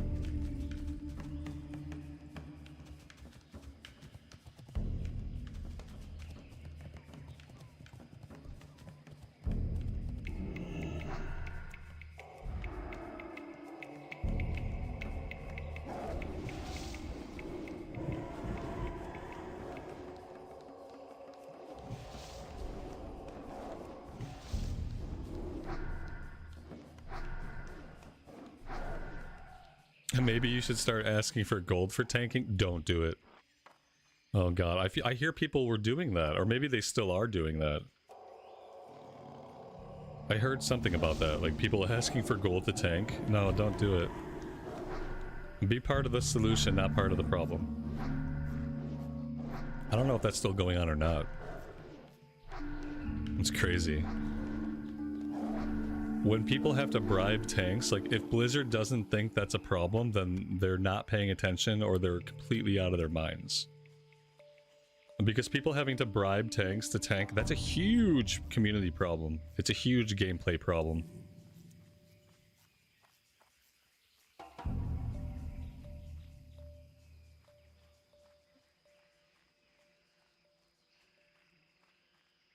Reserving primals and asking to get paid 50 gold per, so that must be like the Outlands stuff.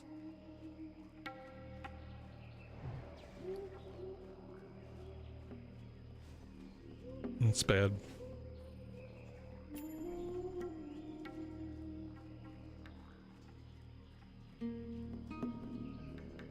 I would think Blizzard's priority should be fixing that entire situation. Any situation where players are charging to fill a role in a group, like, that's a situation that needs to be looked at by the developers and fixed right away. And I don't really care how you fix it, but it has to be fixed.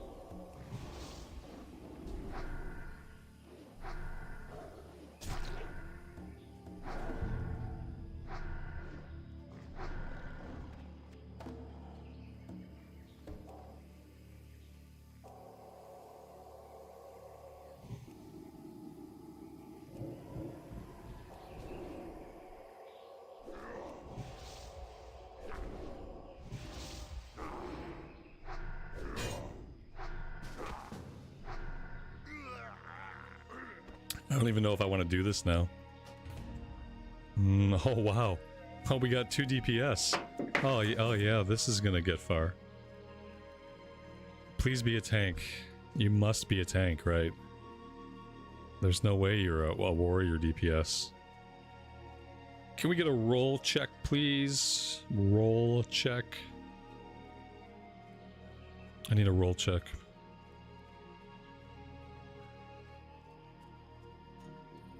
We've waited. How long has it been since we've been in queue? Like 40 minutes? 30 or 40 minutes at least. It could be longer than that. I don't know. It's been a while. Let's say that. It's been long enough for the initial drive and the willpower to do the dungeon has long since faded.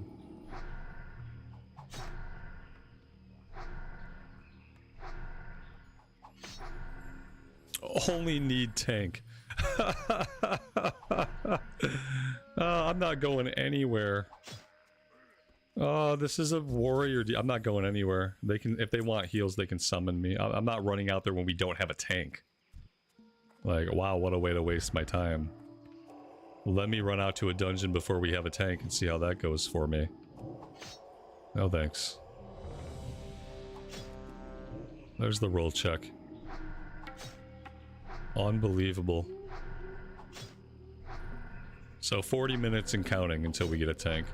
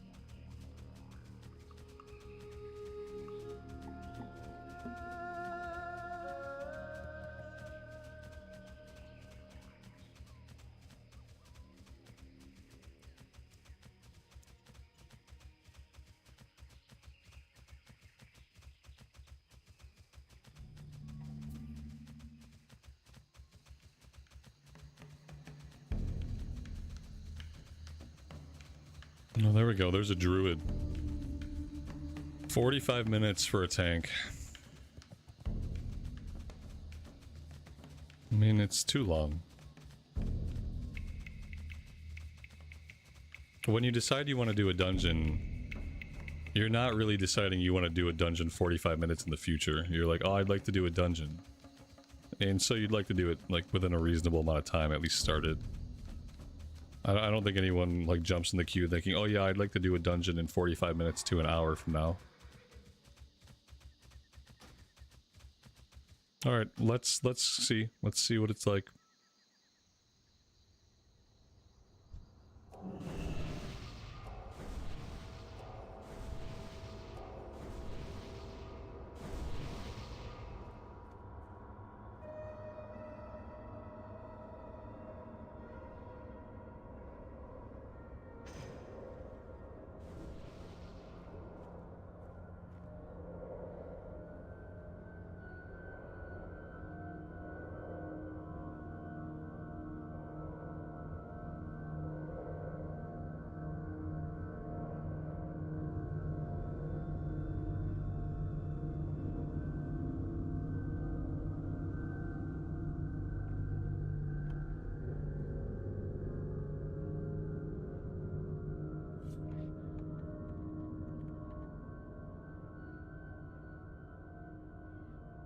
The tank needs a minute.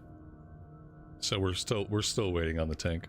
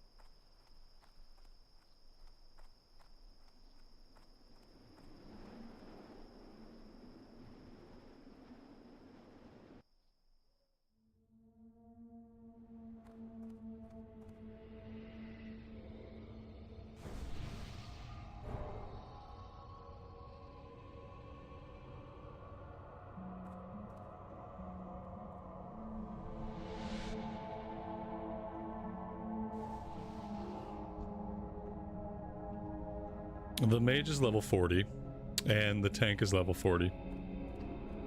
So I'm assuming the run should go pretty smoothly. I'm just wondering if we're going to get any kill XP.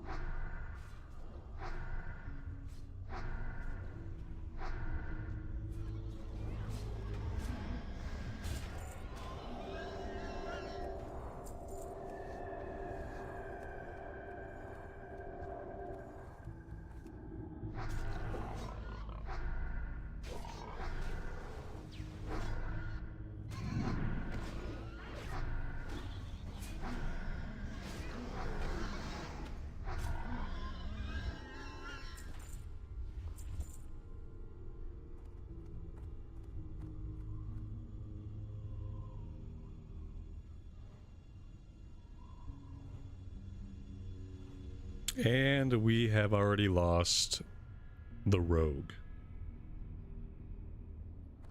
He's back! Yay! That's a good sign.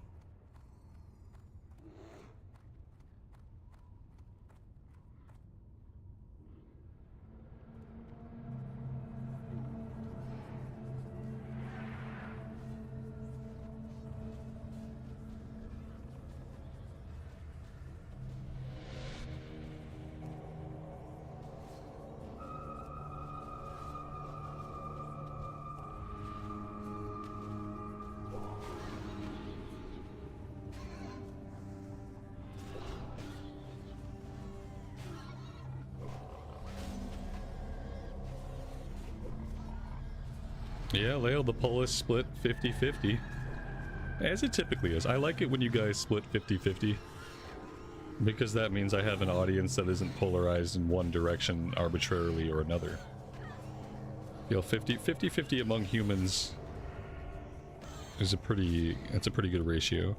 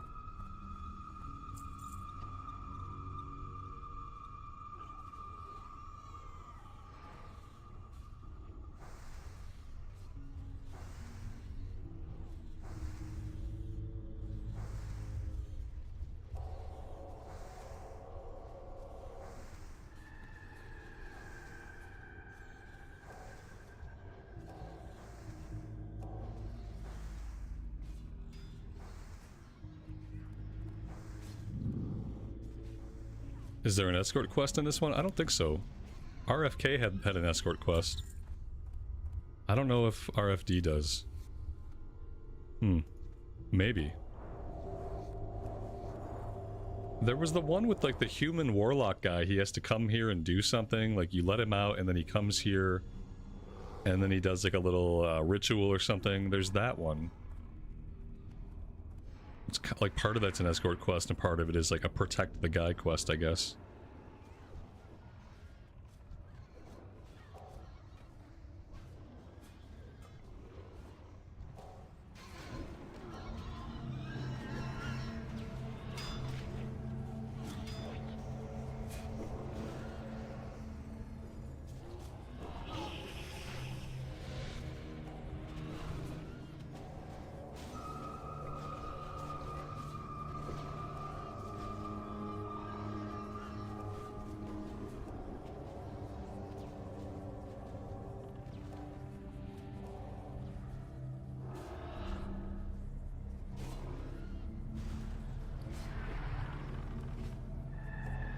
Oh, we did a good job of managing our inventory before we came here, didn't we?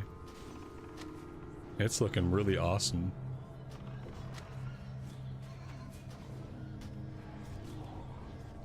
Whatever these diseases are, I'm getting really tired of having to cleanse them. They seem to be coming in constantly, and I'm about to ignore them. Because I'm blowing all of my mana cleansing this shit, and I think I'm done doing that. I think I'm done. And they suck too. Physical damage taken increased. Strength and agility reduced. Like, they're bad, right? I'm just sick of blowing all my mana cleansing them. They come on constantly.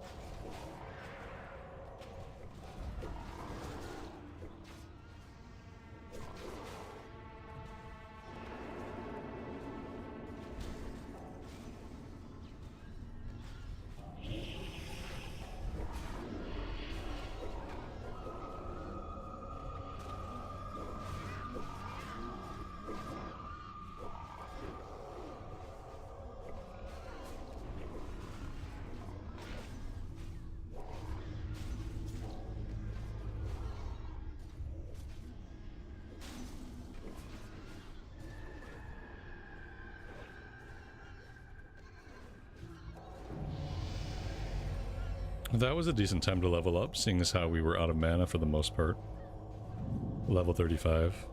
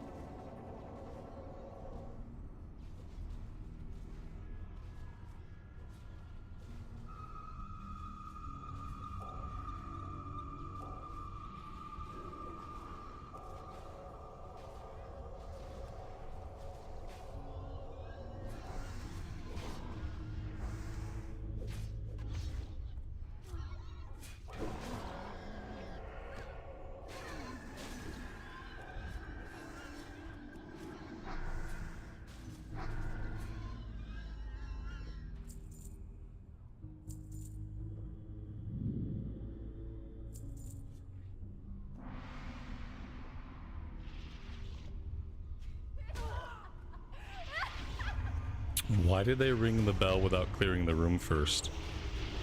What's the point of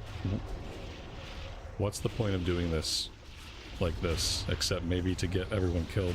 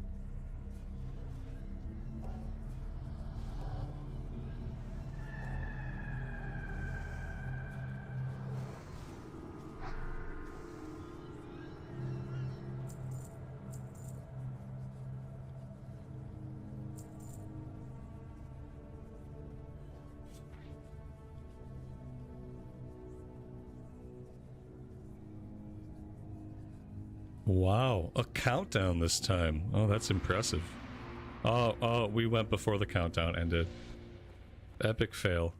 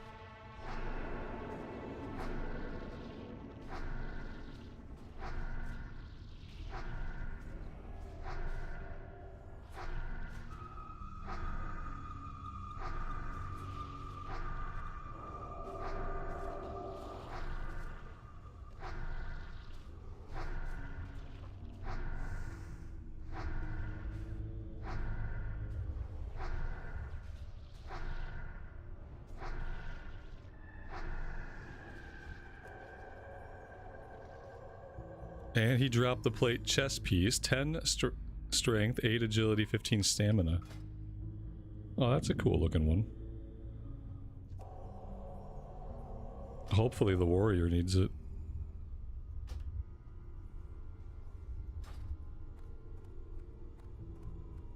Nope, doesn't look like anybody rolled on it.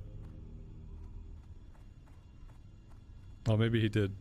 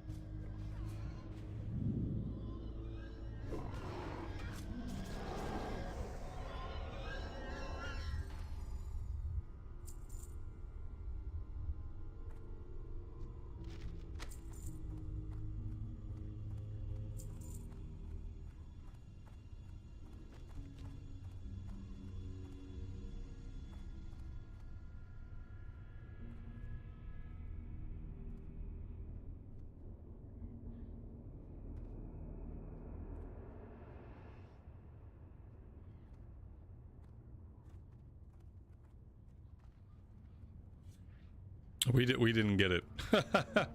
Whatever happened, we didn't get the quest. Like usually when somebody takes an escort quest in a group, it pops up a little, I think, it pops up a box and you just say yes. Apparently, whatever the fuck we were supposed to do, we didn't do the right thing. And now we have to be dragged through this long-ass event for absolutely no benefit. Fucking awesome.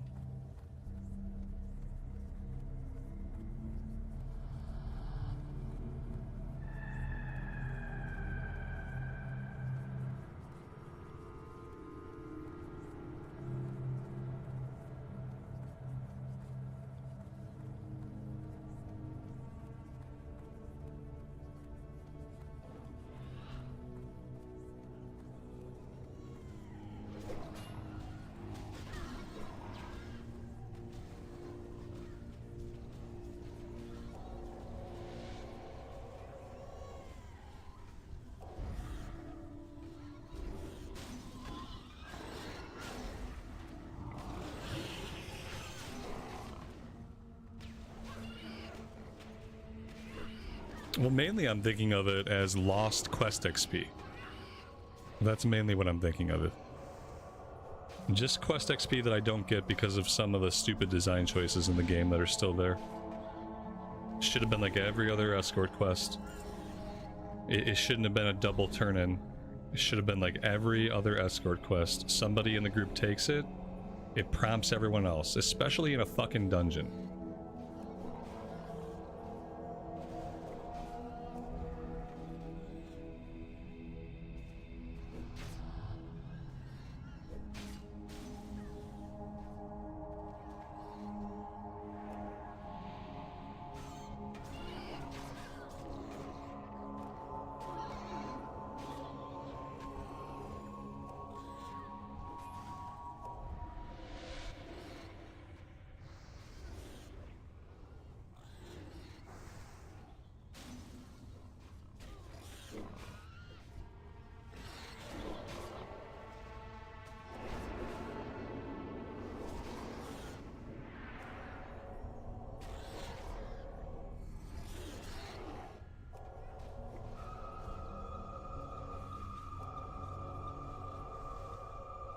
I don't think it's a bug. It's designed that way.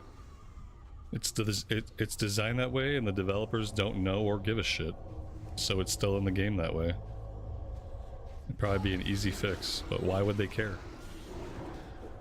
To care, they'd have to play the game and experience the pain points. If you don't play the game and you don't experience the pain points, then you're not going to know about most of them, and you're not going to give a shit.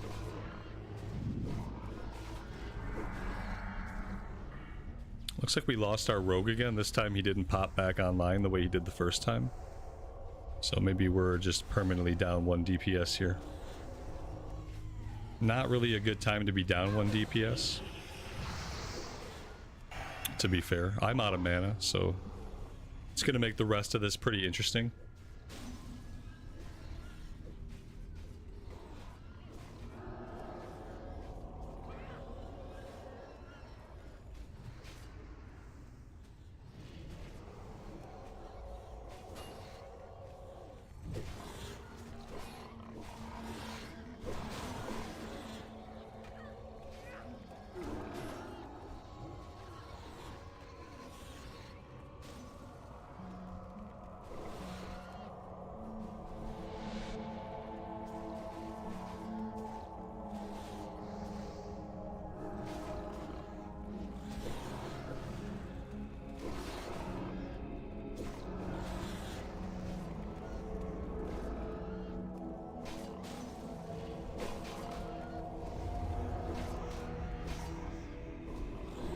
Wow, that was really cool. It looks like the rogue stayed out of combat. The rogue DC'd a long time ago. This rogue is playing on hotel Wi-Fi. I'm surprised he can keep a connection at all on any kind of Wi-Fi, nonetheless hotel Wi-Fi. Who plays this game with Wi-Fi?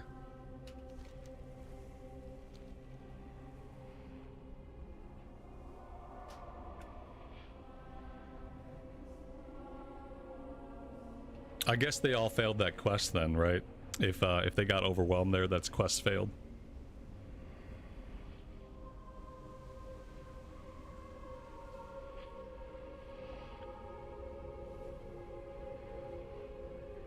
Who plays in a hotel? Desperate people. Desperate people on business travel, I guess.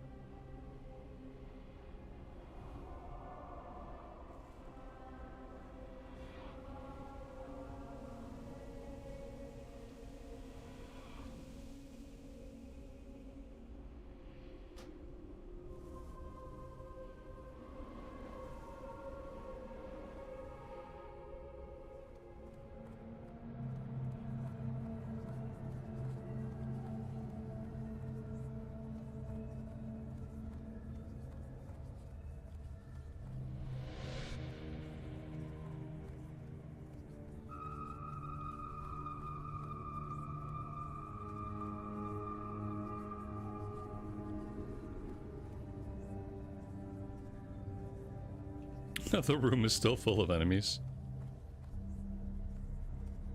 If we wipe again here, I'm gonna be done. All my shit's gonna be broken at that point anyway.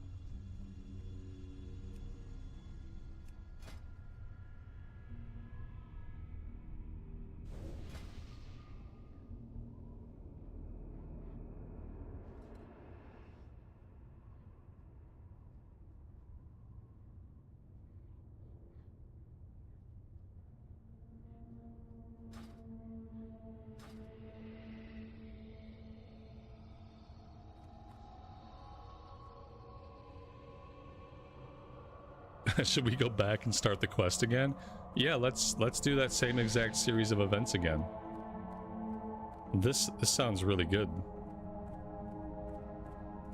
Let's do the same exact thing again, and then we'll see if it leads to a different result. Well, you'd have to reset the instance. I'm not resetting the instance. We can either continue the dungeon run, or I gotta bail.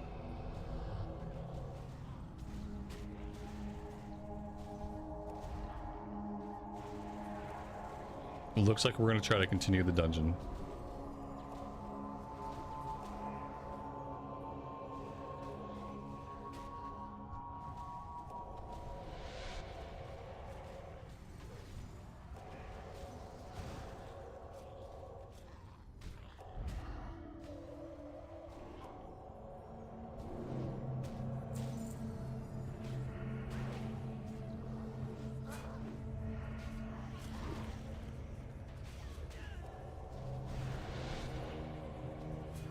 Really getting tired of the mage tank. That's where most of my mana is going. Keeping the mage alive.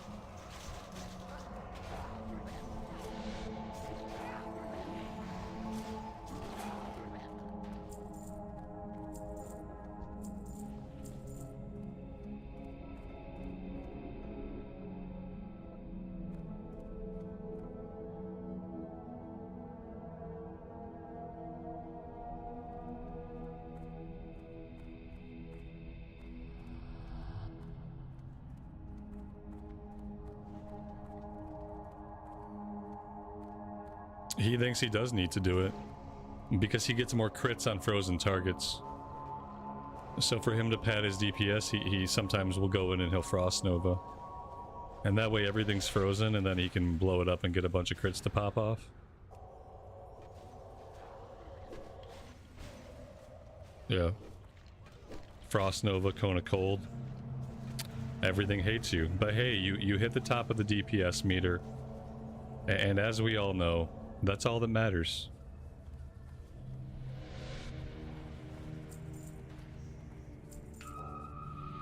If you're constantly annoying your tank by making them chase shit down, you're constantly annoying your healer with having to top you off, who cares? What matters is hitting the top of the DPS meter.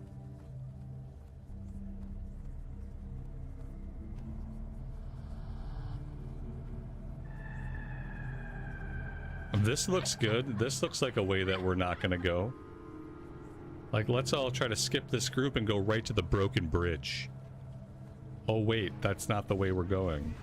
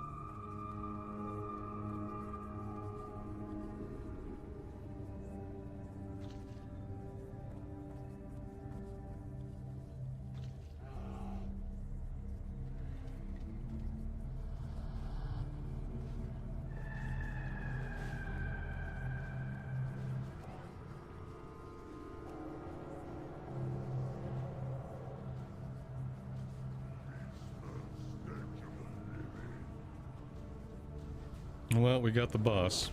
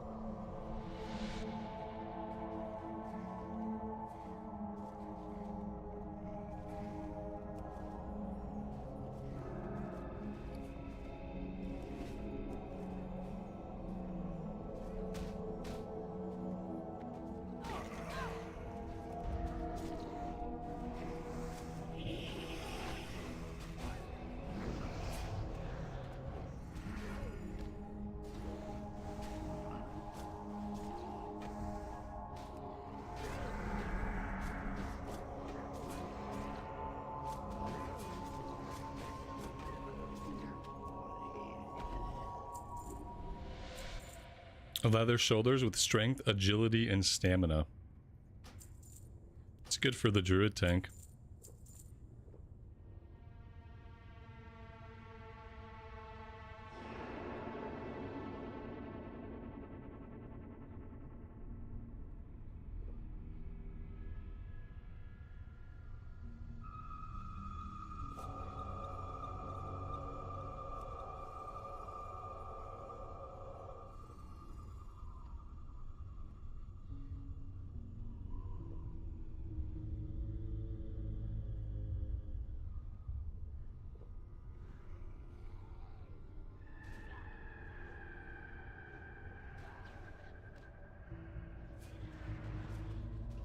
Why am I not wanding? Because it doesn't do any damage.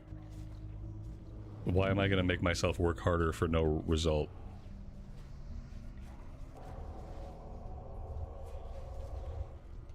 I think I talked about it the other day. We're basically done wanding in 5-mans. And sometimes I do it out of sheer boredom. But it's not helpful. And at worst, it becomes a distraction.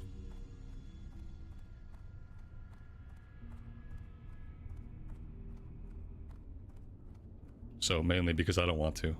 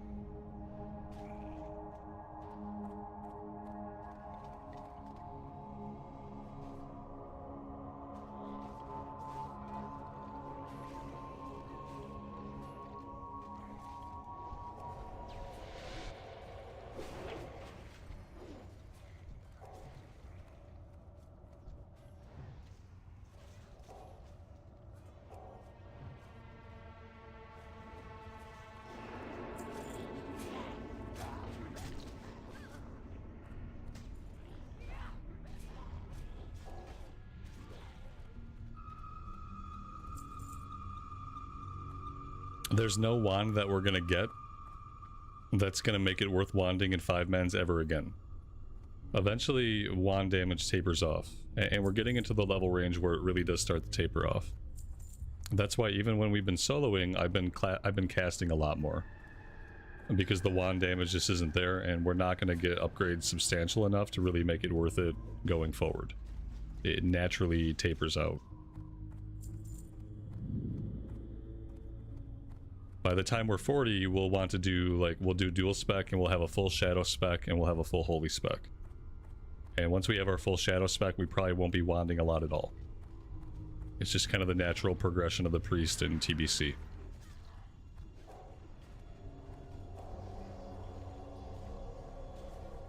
It's just how it is. Absolutely okay. We knew this was going to happen, and it's fine. I don't really want to wand in 5-mans anyway. I don't feel like I should have to contribute to DPS. With players like this mage, I have enough to worry about.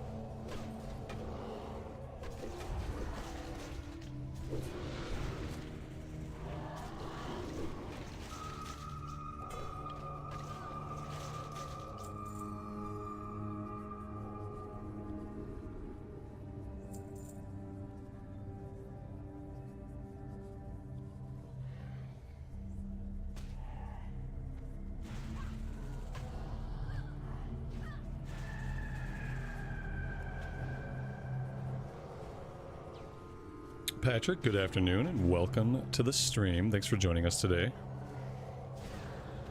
Wojwoda, welcome. Thanks for joining us.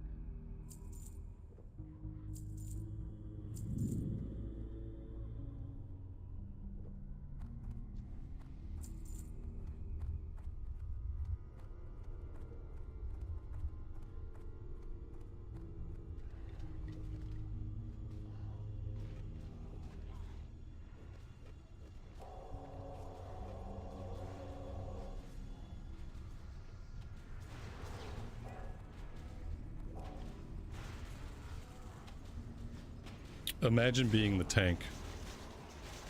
Imagine being the tank and just not being able to do your job at all. Like you just can't even do your job. You know, you came here to tank. Well, you can't do it because you have an AoE mage. And the AoE mage cares more about their numbers than managing their threat and letting you do your job. Probably be a pretty shitty feeling.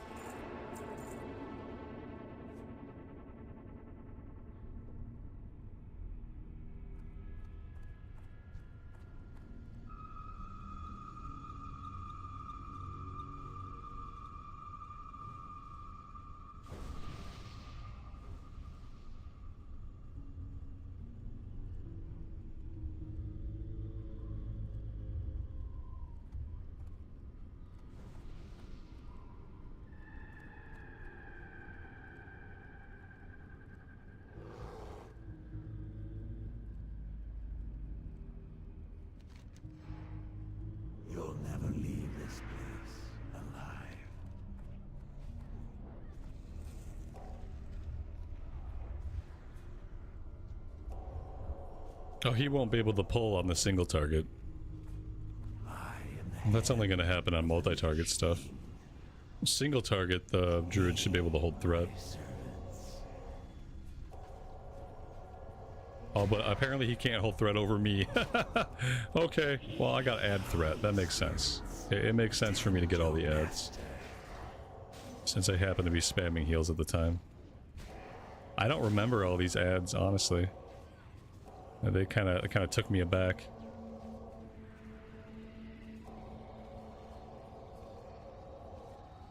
Absolutely walloping the tank, though. There we go. We got leather gloves, stamina, intellect, mana per 5. And we have a cloth robe, stamina, intellect, spell criticals increased. Like, I don't know if this is any good for us or not. I'm gonna roll on it anyway. And then I think we have to... Oh no, we just had a quest to kill him? Yeah, just to kill him. Can you need? I mean, need for what you need. A need for what you need. Greed for what you don't. It's pretty easy. If you're gonna use it, roll on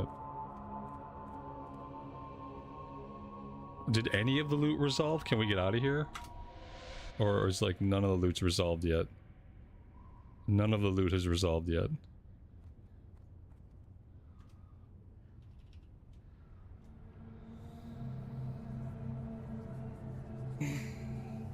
Full inventory? Yay! Full inventory, perfect.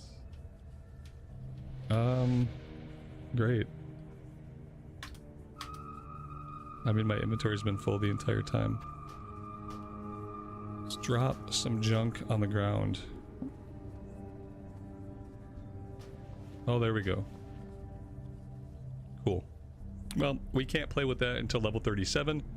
That's a little late ways away. Let's get out of here.